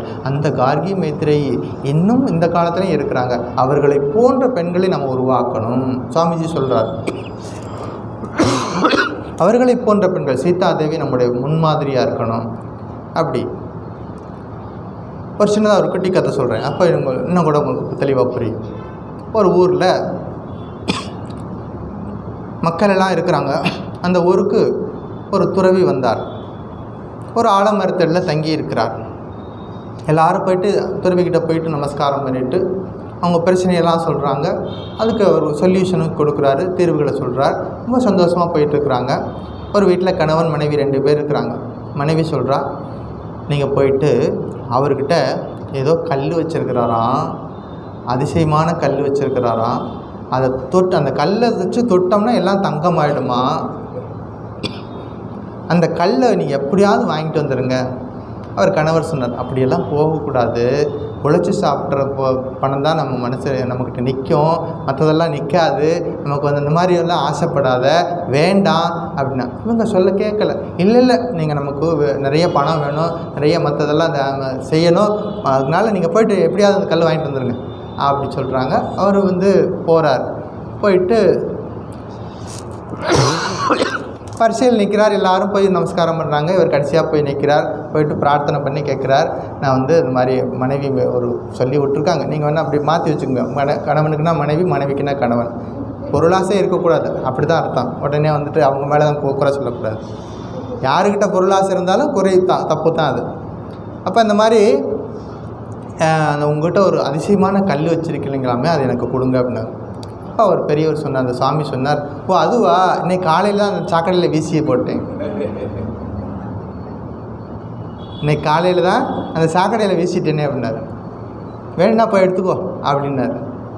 இவர் போய் யோசிக்கிறார், இவ்வளோ பெரிய இந்த ஊர் ஜனங்க எல்லாரும் அந்த தங்கத்தை நோக்கி போகிறாங்க, அந்த தங்கம் கிடைக்காதான்னு ஏங்கிக்கிட்டு இருக்காங்க, இவரை தூக்கி போட்டுட்டு உட்காந்துருக்கிறாருன்னா, இவர் அதை விட பெருசு ஏதோ ஒன்று இவர்கிட்ட இருக்குது, அதை விட பெரிய பொருள் ஏதோ ஒன்று இவர்கிட்ட வச்சுருக்கிறாரு. முடிவு பண்ணிட்டார், சரி முதல்ல இதை வீட்டில் சொன்ன வேலையை முடிச்சுடுவோம் அப்படின்னு சொல்லிட்டு அந்த சாக்கடைக்கு போய் தேடி கண்டுபிடிச்சி அந்த கல்லை எடுத்து கொண்டு போய் கழுவி கொண்டு போய் அந்த அம்மா கையில் கொடுத்துட்டு என்ன பண்ணார், போயிட்டு வரேன், பாய் பாய் டாட்டான்ட்டார். உனக்கு தேவை இந்த தங்க கல், இது தொட்டால் இதெல்லாம் பொண்ணாக மாறும், வச்சுக்கோ, என்னையை ஆள விடு. நேராக எங்கே போயிட்டார், சுவாமிகிட்ட போயிட்டு சரணாகதி அடைஞ்சிட்டார். என்ன பண்ணார்? சுவாமி, உங்ககிட்ட இதை விட ஏதோ ஒன்று வச்சுருக்கிறீங்களே, அந்த வித்தையை எனக்கு சொல்லிக் கொடுங்க. அப்போ அவர் அதே இந்த பிரம்மானந்த அனுபவத்தை சொல்லிக் கொடுக்குறார். அதுக்கு என்னெல்லாம் பயிற்சி பண்ணணும், யமா நியமா இதெல்லாம் இருக்குது. செய்தால் தான் அந்த பிரம்மானந்த அனுபவத்துக்கு போக முடியும். முதல்ல என்ன பண்ணணும்? யூனிவர்சிட்டி பிஹெச்டி வாங்கிறதுக்கு முன்னாடி ப்ரைமரி ஸ்கூலில் போய் அட்மிஷன் போடணும். ப்ரைமரி ஸ்கூலில் கடந்து ஹையர் செகண்டரி கலந்து காலேஜெல்லாம் முடிச்சுட்டு கடைசியாக தான் பிஹெச்டி. அப்போ பிஹெச்டி அப்படிங்கிறது பிரம்மானந்த அனுபவம். அப்படின்னா ஒவ்வொரு நிலையாக நம்ம கடந்து போகணும். இப்போ வாழ்க்கையில் இன்ப துன்பம் என்பது இருக்கிறது. நம்ம வாழ்க்கையில் அனுபவிக்கக்கூடிய இன்பங்களில் தோஷம் இருக்கிறது, குறை இருக்கிறது என்று உணர்ந்து அந்த குறையிலேருந்து நம்ம விடுபட்டு நம்ம வாழ்க்கை நடத்தணும் அப்படிங்கிறது இது ஒன்று. இது உபனிஷத்து காலத்தில் நடந்த உதாரணம். நம்ம எல்லாருக்கும் தெரிஞ்சது கட்டோபனிஷத்தில் நச்சிகேதன். இந்த கிளாஸில் நிறைய முறை அதை நம்ம டிஸ்கஸ் பண்ணியிருக்கிறோம்.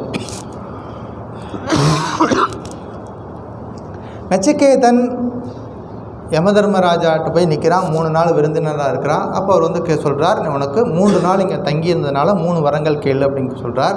அப்போ அவர் முதல் வரமாக என்ன கேட்குறாரு? நான் திரும்பி இப்போ வீட்டுக்கு போகிறேன்னா என்னை பேய் பிசாசுன்னு என்னை விட்டு ஒதுக்கி வச்சிடக்கூடாது. என் பையனா அவங்க பையனா என்னை வந்து சேர்த்துக்கணும். சரி, அவனை வந்து சேர்த்துக்குவாங்க, வீட்டுக்கு போயிட்டு வா. எவ்வளோத்துக்கு போயிட்டு ஒருத்தன் திரும்பி வந்தால் நம்ம விட மாட்டோம் இல்லையா? சரி, போயிட்டு வா. ரெண்டாவது, இந்த உலகத்தில் காரியங்கள் பண்ணுறோம், அது சொர்க்கலோகத்துக்கு போகிறதுக்கு ஒரு யாகம் இருக்குதா, அந்த யாகத்தை சொல்லிக் கொடுங்க. சரி, சொல்லித்தர்றேன். சொர்க்கத்துக்கு போகிற யாகத்தை சொல்லிக் கொடுக்குறார். இந்தியிலேருந்து அது உன் பேரில் இருக்கும், நச்சிகேத்த யாகம்னு பேர். சரி, 2வது வாரம் முடிஞ்சு போச்சு. 3வது வாரம் கேட்டார். என்ன கேட்டார்? அதான் முக்கியமானது. மனிதன் இருக்கிறோம், வாழ்க்கையில் இருக்கிறோம், இறந்து போகிறாருன்னு நம்ம சொல்லி போடுறோம். யாராவது பார்த்து அவர் இறந்து போயிட்டான்னு சொல்கிறோம். இப்போ இறந்து போனதுக்கப்புறமா அவருடைய நிலை என்ன அப்படின்னு கேட்டார். இப்போ யமதர்மன் பார்த்தார், குட்டி பையனாக இருக்கிறான், இவனுக்கு போய் இவ்வளோ பெரிய விஷயத்தை எப்படி சொல்கிறது? அப்போ வந்து விளையாட்டெல்லாம் காமிக்கிறாரு. இந்த பற்றியா நல்ல தங்கம் இருக்குது, எடுத்துகிட்டு போ. நீ பூமிக்கு போனீன்னா நீ எவ்வளோ காலம் வேணாலும் பூமியில் இருந்துக்கோ, ஒன்றை மட்டும் நான் வந்து பிடிக்கவே மாட்டேன். யமதர்மன் எல்லாரையும் பிடிச்சிருவார், டைமுக்கு வந்து பிடிச்சிருவார். ஒன்றை மட்டும் நான் பிடிக்கவே மாட்டேன், நீ எவ்வளோ காலம் வேணாலும் பூமியில் இருந்துக்கோ அப்படின்னு சொல்கிறார். அப்பவும் வேண்டாம். என்ன சொன்னாலும் சில பிள்ளைங்க அந்த அடம் பிடிக்கும், ஐஸ்கிரீம் வாங்கி கொடுக்க சொல்லி கேட்கும். ஐஸ்கிரீம் வாங்கி கொடுத்தா உடம்பு சரியில்லாமல் போய்டும், அம்மாவுக்கு தெரியும். அதுக்கு பதிலாக அந்த அம்மா என்ன சொல்லுவா, இந்தாடா இதை சாப்பிட்றா அப்படின்னு சொல்லிட்டு வேறு ஏதாவது கொடுப்பாங்க. வேண்டாம் அப்படிம்பா. மறுபடியும் வேறு நல்ல பொருளை கொடுப்பாங்க, அதுவும் வேண்டாம். கடைசியாக அந்த குழந்தைக்கு ஐஸ்கிரீம் தான் டார்கெட்டு. அது மாதிரி நச்சிகேதனுக்கு டார்கெட் என்ன? மனிதன் மரணத்துக்கு அப்புறமா என்ன நிலை, அதை தெரிஞ்சுக்கிறது ஆர்வம். அப்போ எல்லா விதமான மகிழ்ச்சியான பொருட்கள் எல்லாத்தையும் காமிக்கிறார். தெய்வ கன்னிகைலாம் வர்றாங்க, டான்ஸ் ஆடுறாங்க, போய் பாரு, திருவிழாவெல்லாம் போய் பாரு, எல்லாம் சொல்லி பார்க்குறாரு. எதுவுமே அவர் சொல்கிறாரு நச்சிகேதன், இதெல்லாம் இப்போ அனுபவித்தாலும் கூட மறுபடியும் துன்பம் வருமே, மரணம் வருமே. அப்போ மரணம் இல்லாத நிலையை பற்றி சொல்லுங்கள். அப்போ ஸ்டடியாக இருக்கானா, ஸ்ட்ராங்காக இருக்கானா, இவன் வந்து சரியான சீடனா, சரியான அதிகாரியா அப்படின்னு செக் பண்ணிவிட்டு, இவன் சரியான அதிகாரி, இவன் பிரம்மானந்த அனுபவத்தை பெறுவதற்கு சரியான அதிகாரி, ஃபிட் ஸ்டூடெண்ட் அப்படின்னு முடிவு பண்ணதுக்கப்புறமா தான் பிரம்மானந்த அனுபவத்தை சொல்லி கொடுக்குறார். அப்போ அந்த விவேக புத்தி நமக்குள்ளே இருக்கணும். நம்ம வாழ்க்கையில் இன்பங்களை அனுபவிக்கும் பொழுது நிச்சயமாக எல்லா இன்பத்திலையும் துன்பம் கலந்து இருக்கிறது அப்படிங்கிற உணர்வு வரும் பொழுது நம்ம இன்பத்தை நோக்கி மனது ஓடாது. எதை நோக்கி போகும்? பிரம்மானந்த அனுபவத்தை நோக்கி போகும். அந்த பிரம்மானந்த அனுபவத்தை பற்றி அடுத்த உபதேசத்தில் வரும். எல்லாமே லிங்க்கு, ஒரு உபதேசம் இன்னொரு உபதேசம் கொண்டு போய் சேர்க்கும். ஸோ இன்றைக்கு நம்ம பார்த்தது என்ன பார்த்தோம்? பவசுகே தோஷக அனுசந்தீயதாம் வேதோ நித்யமதீயதா ததுதிதம் கர்ம ஸ்வனுஷ்டேயதா தேனே சஸ்ய விதீயதாம் அபசித்திஹி காம்யே மதிஸ்தஜ்யதா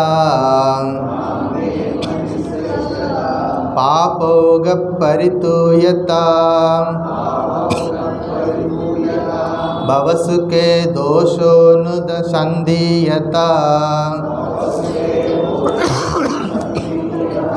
आत्मेच्छा व्यवसीयतां निजगृहा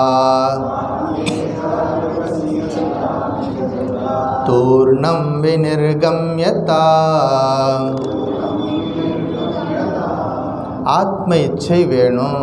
ஆத்ம சுகத்தை அடையணும் அப்படின்னா ஆத்ம இச்சை வரணும் அப்படிங்கிறத சொல்கிறார். அது அடுத்த வாரம் பார்ப்போம். இந்த வாரத்தில் பகவான் ஸ்ரீ ராமகிருஷ்ணனுடைய நேரடி சீடர்களில் ஒருத்தருடைய பிறந்தநாள் வந்துச்சு. ஸ்ரீமத் சுவாமி துரியானந்தஜி மகாராஜ், அதாவது வெள்ளிக்கிழமை அவருடைய பிறந்தநாள் வந்துச்சு. அவருடைய லைஃப்லேருந்து ஒரு சுருக்கமாக இந்த குறைவான நேரத்தில் எவ்வளோ சொல்ல முடியுமோ சொல்கிறார். அவருக்கு பேர் ஹரிநாத் சட்டோபாத்யாயன் பேர். வீட்டில் வச்ச பேர் ஹரிநாத் சட்டோபாயம். சின்ன வயசாக இருக்கும் பொழுதே அவர் வேதமெல்லாம் படிச்சுட்ருக்கார், வேத பாடசாலையில் படிச்சுட்ருக்கிறார். அப்போ அவருக்கு இந்த ஆத்ம அனுபவத்தை பற்றி சொல்லி கொடுத்துருக்குறாங்க. பிரம்மானந்த அனுபவம் இருக்கிறது, அங்கே பயம் இருக்காது. பிரம்மானந்த அனுபவத்தை யார் கிடைச்சிருக்குதோ அவர்களுக்கு எதுக்கும் பயப்பட வேண்டியதில்லை. ஒரு நாள் சின்ன பையனாக இருக்கார், போயிட்டு கங்கையில் குளிச்சிட்ருக்கிறார். பசங்கள்லாம் அவரோட ஃப்ரெண்ட்ஸ் எல்லாம் சேர்ந்து குளிச்சிட்ருக்குறாங்க. திடீர்னு ஒரு சத்தம் கேட்குது, ஏ ஹரி மேலே வந்துடு, அங்கே முதல்ல வருது, மேலே வந்துடு முதல்ல வருன்னு சொல்லிட்டு மற்ற பசங்களாம் ஓடி போயிட்டாங்க. முதலையை பார்த்த உடனே ஓடி போயிட்டாங்க. இவர் யோசிக்கிறார், குருநாதர் சொல்லி கொடுத்துருக்கிறார், அதாவது எல்லா உயிர்களையும் இறைவன் இருக்கிறான்னு சொல்லி கொடுத்துருக்கிறார், பிரம்மானந்த அனுபவம் இருக்குதுன்னு சொல்லியிருக்கிறார். இந்த முதலையை பற்றி பார்த்து நான் ஏன் பயந்து போகணும் அப்படின்னு சொல்லிட்டு அங்கே பயந்து போகாமல் அங்கேயே நின்றுட்டு குளிச்சுட்டு நிதானமாக வெளியே வர்றார். முதல்ல ஒன்றும் பக்கத்துலேயே வரல, அது பாட்டு அது ரூட்டில் எங்கேயோ போயிடுச்சு. சின்ன வயசாக இருக்கும் பொழுதே இவர் அந்த பயத்தை வென்றவர். வாழ்க்கையில் பயம் இருக்குது, எதை எடுத்தாலும் பயம், இருட்டை கண்டா பயம், அதை கண்டா பயம், இதை கண்டா பயம், நம்ம வாழ்க்கையில் இருக்குது. இதெல்லாம் பயத்தை வெளியில் போகிறதுக்கு அப்போ நானே சோகம், நானே அவன், அந்த நினைவு அவர் அந்த சாஸ்திரம் படித்தார். அந்த டைமில் அவருக்கு அந்த சாஸ்திரம் சொல்லுது பாருங்கள், அதுதான் முக்கியமானது. அது எப்படின்னா அனுபவத்தில் இருக்கணும். தினசரி அந்த ப்ராக்டிஸில் இருந்தால் தான் அது சரியாக வரும். இல்லைன்னா நம்ம கிளாஸில் ஒரு விஷயத்தை கேட்குறோம், போயிட்டு வச்சுட்டு அடுத்த வாரம் சண்டே வரும்பொழுது வந்ததுக்கப்புறம் ஞாபகம் வந்துச்சுன்னா அது நம்ம தினசரி ப்ராக்டிஸில் பண்ணலன்னு அர்த்தம். நம்ம வீட்டுக்கு போனதுக்கப்புறம் அசை போடலைன்னு அர்த்தம். அசை போட்டோம்னா இந்த சிந்தனை என்பது 24/7 நமக்குள்ளே இருந்துக்கிட்டே இருக்கணும். இந்த வேதாந்த கருத்துக்கள் 24/7 நமக்குள்ளே இருந்துக்கிட்டே இருக்கணும். அப்போ இவர் 1863 வருஷம் ஜனவரி மாதம் 3ஆம் தேதி பிறக்கிறார். பிராமண குடும்பம். ஒரு நாள் இந்த ஹரிக்கு 3 வயசாக இருக்கும் பொழுதே ஒரு நாள் சின்ன குழந்தை விளையாடிக்கிட்டு இருக்கான் வெளியில். அப்போ அந்த வழியாக ஒரு நரி வந்துருச்சு. நரி குழந்தைய பிடிக்கிறதுக்கு வருது. குழந்தைய தொந்தரவு கொடுக்க வருது. அம்மா பார்க்குறாங்க, தூரத்துலேருந்து பார்க்குறாங்க. அந்த நரி கூட போய் சண்டை போட்டுறாங்க. நரிக்கும் அந்த அம்மாவுக்கு சண்டை நடக்குது. கடைசியில் நரி அம்மாவை கடிச்சிட்டு போயிடுச்சு. அந்த அம்மா அப்போவே இறந்து போயிடுறாங்க. அந்த பையனுக்கு எத்தனை வயசு இருக்குது? 3 வயசாக இருக்கும் பொழுதே தாயை இறந்துட்டாங்க. அந்த குழந்தையை காப்பாற்றுறதுக்காக தன் உயிரையே கொடுத்தா அந்த தாய். இது ஹரி மகாராஜ் லைஃப்பில் வருது. பயம் இருக்குது, ஆனால் தன்னுடைய குழந்தையை காப்பாற்றணும் அப்படிங்கிறதுக்காக அந்த தாய் உயிரையே கொடுக்குறாங்க. இப்படி ஹரிக்கு 12 வயசு ஆகுது. அவங்க அப்பா இறந்து போயிடுறார். அப்போ அவர் சொல்கிறார், இறந்து போகும்போது சொல்கிறார், ஹரி இந்த உலகத்துக்கு சொந்தம். அவங்க அப்பா சொன்னது ஹரின்னா நம்முடைய துரியானந்தர். ஹரி இந்த உலகத்துக்கு சொந்தம், இந்த உலகம் ஹரிக்கு சொந்தம். அப்படின்னா என்ன அர்த்தம்? அது இவன் சந்நியாசம் போவான். ஹரி இந்த உலகத்துக்கு சொந்தம், இந்த உலகம் ஹரிக்கு சொந்தம் அப்படின்னு சொல்லிட்டு இதை ஞாபகம் வச்சுக்கோன்னு சொல்லிட்டு போனார். நம்ம சாதாரணமாக பெற்றோர்கள் என்ன சொல்லுவோம், பத்திரமா இருந்துக்கோ, ஜாக்கிரதையாக இருந்துக்கோ, அடிக்கடி ஃபோன் பண்ணணும், எப்போதும் எங்களை நினச்சிக்கோ சொல்கிறோமா இல்லையா? எப்போதும் எங்களை நினச்சிக்கிட்டே இரு, என்ன நினச்சிக்கிட்டே இருன்னு விட்டுட்டு யாரை நினைக்க சொல்கிறாரு இந்த பேரண்ட்ஸு? இந்த தந்தை என்ன சொல்கிறாரு? பகவானை நினை, உலகம் அனித்தியமானதுன்னு புரிஞ்சுக்கோ அப்படின்னு சொல்லி கொடுக்குறாரு. எப்படிப்பட்ட பேரண்ட்ஸ்! சிறு வயதிலிருந்தே காயத்ரி ஜபம் பண்ணுறார், நல்லா உடற்பயிற்சி செய்வார், மல்யுத்தம் போவார். சின்ன வயசுலேயே உபநிஷதங்கள், கீதை, சண்டி இதெல்லாம் மனப்பாடம். 10-15 வயசுக்குள்ளேயே ஆச்சாரியர் சங்கரார் மாதிரியே இவரும் எல்லாத்தையும் மனப்பாடம் பண்ணுறார். சின்ன வயசுலேருந்தே ஆன்மீக நாட்டம் அவருக்கு வருகிறது. அப்போ ஒரு நாள் தீனநாத் போஸ் அப்படின்னு ஒருத்தர், அவருடைய பக்தருடைய வீட்டுக்கு ராமகிருஷ்ணர் வர்றார் கல்கட்டாவில். தெரிஞ்சுக்கிட்டு ராமகிருஷ்ணரை போயிட்டு முதல் முறையாக அவரோட சந்திக்கிறார். 2வது முறை சந்திக்கிறதுக்கு தட்சிணேஸ்வரத்துக்கே போயிடுறார். தட்சிணேஸ்வரத்தில் போயிட்டு ஸ்ரீராமகிருஷ்ணர்கிட்ட நிறைய கேள்விகள் கேட்பார். இவர் நிறைய சாஸ்திரம் படிக்கிறது, உபனிஷதம் படிக்கிறது ஆர்வம் இருக்கிறனால எப்போதும் பிரம்ம சத்தியம் ஜெகத் மித்யா அப்படின்னு சொல்லுவார். இப்போ ராமகிருஷ்ணர் ஒரு நாள் கூப்பிட்டு சொன்னார், நீ என்ன படிச்சுட்டு இருக்கிற? சாஸ்திரம் படிக்கிறேன். சாஸ்திரத்தில் என்ன சொல்லுது? பிரம்ம சத்தியம் ஜெகத் மித்யா. இப்போ ராமகிருஷ்ணன் சொன்னார், எந்த புஸ்தகம் படித்தாலும் அது அந்த மகான்கள் எழுதின புஸ்தகமாக படிக்கணும். அப்போ பிரம்ம சத்தியம் ரைட்டு, ஜெகத்து சத்தியம் அப்படின்னாரு. பிரம்ம சத்தியம் ஜெகத்தும் சத்தியம் அப்படின்னாரு. இது என்ன எனக்கு புரியலையே, அப்படியெல்லாம் வேதம் சொல்லலையே. அந்த அனுபவத்தை நீயும் பெறுவாய்.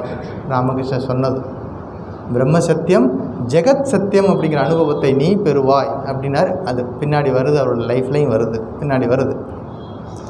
இப்போ சாஸ்திரங்களுடைய சாரத்தை எடுத்துக்கோன்னு சொல்கிறார் ஸ்ரீராமகிருஷ்ணர். சாஸ்திரங்கள் சொல்லக்கூடிய கருத்துக்களை சாரத்தை எடுத்துக்கோ அப்படிங்கிறார். அதாவது சாஸ்திரனுடைய சாரம் அப்படின்னா ஒருத்தர் வந்து ஒரு லிஸ்ட்டு கொடுக்குறாரு. மளிகை கடையில் போய் ஜாமான் வாங்குறதுக்கு, ஒரு பொருட்கள் வாங்குறதுக்கு, பொருளெல்லாம் நம்ம வாங்கிட்டு வந்ததுக்கப்புறமா அந்த லிஸ்ட்டை வச்சு செக் பண்ணி பார்க்குறோம். ஒன்றுன்னா செக் பண்ணி பார்க்குறோம், சரியாக வந்துடுச்சா, எல்லாம் வந்துடுச்சா. அதுக்கப்புறம் என்ன பண்ணுவோம்? ஃப்ரேம் போட்டு மாட்டி வச்சுக்குவோமா? கிழிச்சு போட்டுருவோம். அப்போவே கிழிச்சு போட்டுருவோம். எது வரைக்கும் அந்த லிஸ்ட் நமக்கு தேவை? நம்ம வாங்கிட்டு வந்த பொருளை மேட்ச் பண்ணி பார்க்குறதுக்கு, சரியாக இருக்கான்னு செக் பண்ணி பார்க்குறது. வேலை முடிஞ்சதா தூக்கி போட்டுடுவோம். அது மாதிரி நம்ம படிக்கக்கூடிய எத்தனை சாஸ்திரம் படித்தாலும் அந்த அனுபவத்துக்கு போகிற வரைக்கும், அதுக்கப்புறமா தேவையில்லை. ஆனால் அது வரைக்கும் எது வேணும்? லிஸ்ட்டு வேணும். செக் பண்ணுற வரைக்கும் லிஸ்ட்டு வேணும், அது வரைக்கும் வேணும். அதுக்கப்புறமா தேவையில்லை. அப்போ கடைசி நிமிஷம் வரைக்கும் அந்த சாஸ்திரத்தை கெட்டியாக பிடிக்கணும். எல்லாம் மற்ற மதங்களில் சொல்லும். நம்ம சனாதன தர்மம் மட்டும்தான் சொல்லுது, சாஸ்திரத்தின் துணை கொண்டு வாழ்க்கையை நடத்து, அந்த சாஸ்திரத்தையும் கடந்து போ அப்படின்னு சொல்லக்கூடியது நம்முடைய சனாதன தர்மம் மட்டும்தான். எப்படி அவரோட வாழ்க்கையில் நிறைய விஷயங்கள். அங்கே ராமகிருஷ்ணர்கிட்ட தங்கி இருக்கிறார். இரவு நேரத்தில் தூங்கிட்டு இருக்கிறார். நம்ம அதானே செய்வோம், ராத்திரி நேரத்தில் தூங்குவோம். ராமகிருஷ்ணர் 12 மணிக்கு போய் எழுப்பி விட்டுட்டு, என்ன தூங்குறதுக்கு வந்தியா? தூங்குறதுக்காக வந்த? தூங்க விட மாட்டார் ஸ்ரீராமகிருஷ்ணர். இரவு முழுவதும் தேவி நாமம் சொல்லிக்கிட்டே இருப்பார். தேவி நாமம் சொல்லிக்கிட்டே இருப்பார். பக்கத்தில் யாராவது இருந்தால் அவங்கள எழுந்து நாமம் சொல்லு அப்படிம்பார். யாருமே இல்லையா, அங்கே இருக்க வாட்ச்மேனை கூப்பிட்டு உட்கார வச்சு நீ நாமம் சொல்லணும். எவ்வளோ கொடுத்து வச்சோம் அவன். நாம சொல்லுவார். ஆன்மீக சாதகர்கள் எப்போதும் விழிப்பாக இருக்கணும். பர்டிகுலராக இரவு நேரத்தில் சாந்தமாக இருக்கும் இந்த உலகமெல்லாம் தூங்கிட்டு இருக்கோம். எல்லா இந்த நாள் முழுவதும் எல்லாம் உழைச்சிருப்பாங்க, எல்லாம் கஷ்டப்பட்டுருப்பாங்க, எல்லாம் இதையோ தேடி ஓடி கடைசியாக என்ன பண்ணுவாங்க? ஃப்ளாட்டாகி படுத்திருப்பாங்க, எல்லாம் தூங்கிட்டு இருப்பாங்க. அங்கே யாரோ ஒருத்தன் விழிச்சிருப்பான். அவன் யார்? அவன் தான் ஆன்மீக சாதகன். இரவு முழுவதும் நிசப்தமாக, மற்றவங்களுக்கு இரவாக இருக்கும், இவருக்கு பகலாக இருக்கும். பகல்னா என்ன அர்த்தம்? கண் விழித்திருந்து இறைவன் நாமத்தை சொல்லப்படும். அந்த நிசப்தமாக இருக்கக்கூடிய நடுநிசையில் அமைதியாக இருக்கும். நமக்கு உகந்த சூழ்நிலை இருக்கும். இறைவன் நாமத்தை சொல்கிறதுக்கு உகந்த சூழ்நிலை இருக்கும். அதை செய்கிறதுக்கு செய்கிறவர்கள் பாக்கியவான்கள். அப்போ பிரம்மானந்தர் லைஃப்பில் நிறைய சொல்லுவார். காசியில் போனீங்கன்னா இந்த நேரத்தில் சாந்தமாக இருக்கும், இந்த நேரத்தில் அனுபவம் இருக்கும். பிருந்தாவனத்துக்கு ஒரு நேரம் சொல்கிறார். அப்போ வேலூர் மடத்துக்கு ஒரு நேரம். இதில் பிரம்மானந்தர் லைஃப்பில் படித்து பாருங்கள். அப்போ இரவு நேரத்தில் அதிகமாக நாம ஜபம் பண்ணுறதுக்கு ரொம்ப அனுகூலமாக இருக்கும் அப்படிங்கிறத சொல்ல வர்றாங்க. இப்போ குருவுக்கு சேவை பண்ணிக்கிட்டு இருக்கிறார். ஒரு நாள் என்ன பண்ணுறார்? ஒரு கத்தி எடுத்து பழம் வெட்டிக்கிட்டு இருந்தார். வெட்டிட்டு அந்த கத்தி அங்கேயே போட்டுட்டு போயிட்டார். யார்? நம்ம துரியானந்தர். அப்போ ராமகிருஷ்ணன் கூப்பிட்டு கேட்டார், அந்த கத்தியை எடுத்து பழம் வெட்டினியே, அந்த கத்தி எங்கே வச்ச? அது அங்கே தான் போட்டு போயிருக்கேன். எங்கேயோ வேறு இடத்துல வச்சுட்டார். அப்போ ஒரு பொருளை எடுத்த இடத்துல வைக்கணும். ஒருவேளை ராத்திரி நேரத்தில் எனக்கு அது தேவைப்படுது, நான் எங்கே போய் கேட்குறது? யார்கிட்ட போய் கேட்குறது? ஒருத்தருக்கு சேவை பண்ணுறோம் அப்படின்னா நம்ம விருப்பம் மாதிரி சேவை பண்ணக்கூடாது. அவர்களுக்கு எது சந்தோஷத்தை தருமோ, அவர்களுக்கு எது ஆத்ம திருப்தியை தருமோ அப்படி பார்த்து அவர்களுக்கு சேவை பண்ணணும். நான் விரும்புகிற மாதிரி சேவை பண்ணக்கூடாது. அவர்களுக்கு எது சந்தோஷத்தை கொடுக்குமோ அப்படி சேவை பண்ணணும். குருநாதர் சீடருக்கு பயிற்சி கொடுக்கிறார். நரேந்திரனுடைய தொடர்பு கிடைக்குது, மற்ற சீடர்களோட தொடர்பு கிடைக்குது, ஆனந்தமாக வாழ்க்கை நடக்குது. ஒரு நாள் இந்த ஹரி மகாராஜ் துரியானந்தர் சொல்கிறார், 1886 ஸ்ரீராமகிருஷ்ணர் மரணம் படுக்கையில் படுத்திருக்கிறார் காசிப்பு தோட்ட வீட்டில். அப்போ அவர் சொல்கிறார், இந்த தொண்டை புண்ணு வந்திருக்குன்னு சொல்கிறீங்களே, இதெல்லாம் நீங்கள் பண்ணுற விளையாட்டு தானே. ஸ்ரீராமகிருஷ்ணருக்கு தொண்டையில் புண்ணு வந்துடுச்சு அப்படின்னு சொல்லிட்டு ட்ரீட்மெண்ட்டுக்காக இருக்கிறாரு. அப்போ அவர் போயிட்டு மற்றவங்கெல்லாம் டாக்டருங்களாம் வர்றாங்க, மெடிசன்லாம் கொடுத்துட்டே இருக்கிறாங்க, எல்லோரும் கவலைப்பட்டுட்டு இருக்கிறாங்க. இவர் மட்டும் பக்கத்தில் போயிட்டு ஒரு நாள் சொன்னார், இதெல்லாம் உங்களுக்கு நீங்களே வச்சுக்கிட்ட விளையாட்டு தானே அப்படின்னார். அப்போ அவர் சொன்னார், இந்த பையன் என்னை கண்டுபிடிச்சிட்டான். இருக்குது, லிட்ரேச்சரில் இருக்குது, இந்த பையன் என்னை கண்டுபிடிச்சிட்டான். அப்போ என்ன, மகான்களுக்கு இதெல்லாம் ஒன்றும் கிடையாது. அவர்கள் வாழ்ந்து காட்டியிருக்கிறார்கள் இந்த பூமியில் நம்ம எப்படி வாழ வேண்டும் என்று. இந்த சக்தி, பிரம்மமும் சக்தியும் சாரதாமாவும் ஸ்ரீராமகிருஷ்ணராக வந்து இந்த பூமியில் நம்மளை போல வாழ்ந்து காமிச்சிருக்கிறாங்க அப்படின்னு. இப்போ ராமகிருஷ்ணன் மறைவுக்கு பிறகு நிறைய மற்ற சீடுகளைப் போல் இவரும் தவ வாழ்க்கைக்கு போகிறார். நிறைய ஆன்மீக தலங்களுக்கெல்லாம் போயிட்டு எல்லாம் செய்து வந்துட்டுருக்கார். நிறைய அனுபவங்கள் இருக்குது. ஒரு இடத்துல கார்வால்னு பேர், இமயமலையில் கார்வால், அங்கே உட்காந்து ஒரு மரத்தடியில் உட்காந்து தவம் செஞ்சிட்ருக்கார். இரவு முழுவதும் தவம் பண்ணிகிட்ருக்கார், மரத்தடியில் உட்காந்து தியானம் பண்ணிகிட்ருக்கார். இப்போ யாரோ ஒருத்தர் வந்து தட்டி எழுப்புறாங்க, வேற எழுந்துக்கோ, சீக்கிரம் எழுந்து போயிடு அப்படின்னு சொல்கிறாங்க. கண்ணு விழித்து பார்த்தா யாரையும் காணும். சரி அப்படின்னு சொல்லிட்டு எழுந்து அப்படி 10 ஸ்டெப் தள்ளி போகிறாரு.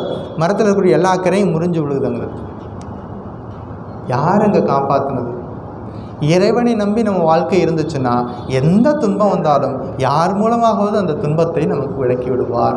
அப்போ ஸ்ரீராமகிருஷ்ணன் என்ன பண்ணுறாரு, அந்த அனுகிரகம் பண்ணுறாரு. அந்த காட்டுக்குள்ளே, அடர்ந்த காட்டுக்குள்ளே, இருள் சூழ்ந்த இடத்துல அந்த இவருக்கு வரக்கூடிய ஆபத்தை, அங்கே யார் இருக்கா?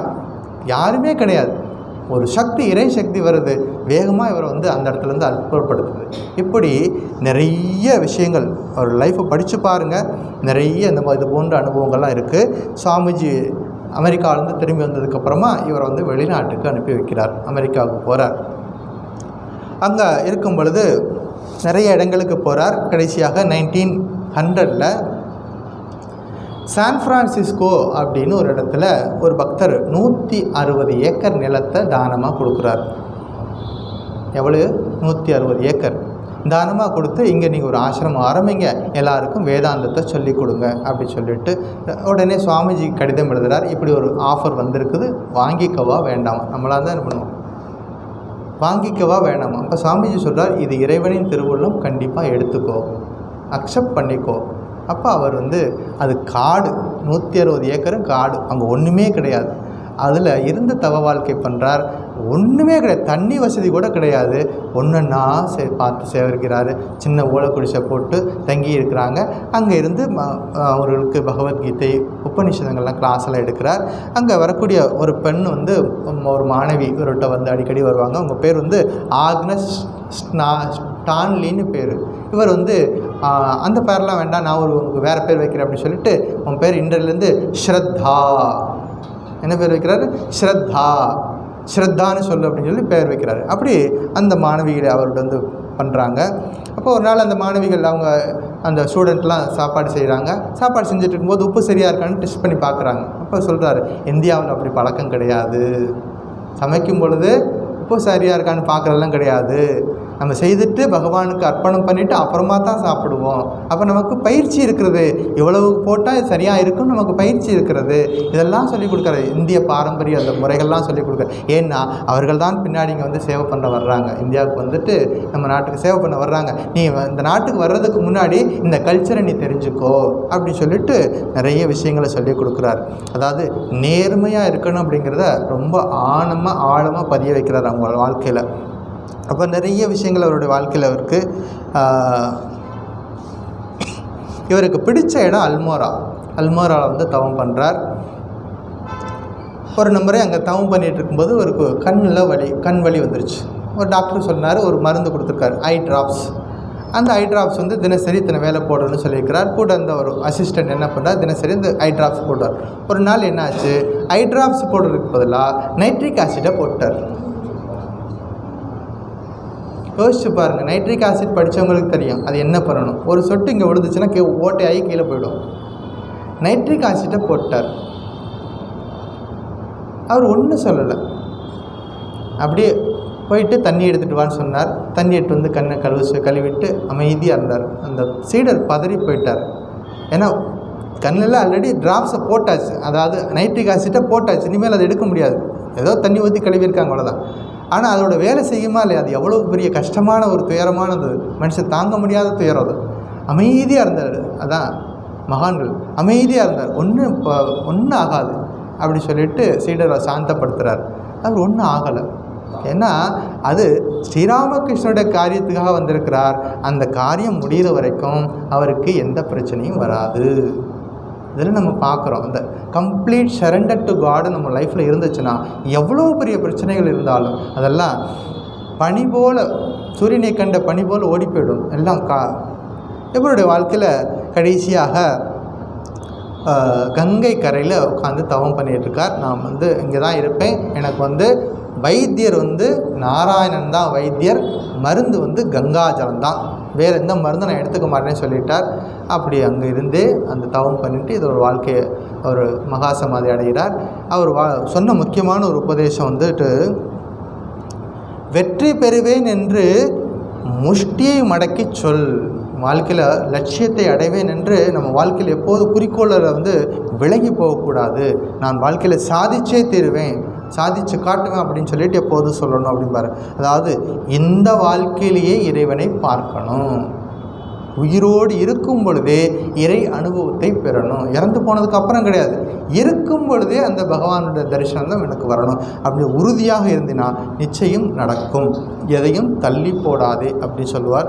அப்படிப்பட்ட மகானுடைய பிறந்த நாள் வெள்ளிக்கிழமை வந்துச்சு. மீதி நிறைய இன்சிடெண்ட்லாம் இருக்குது லைஃப்பில், வீட்டுக்கு போய் படித்து பாருங்கள்.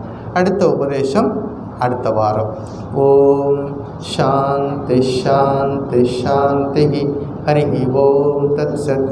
ஸ்ரீராமகிருஷ்ணார்ப்பணமஸ்து.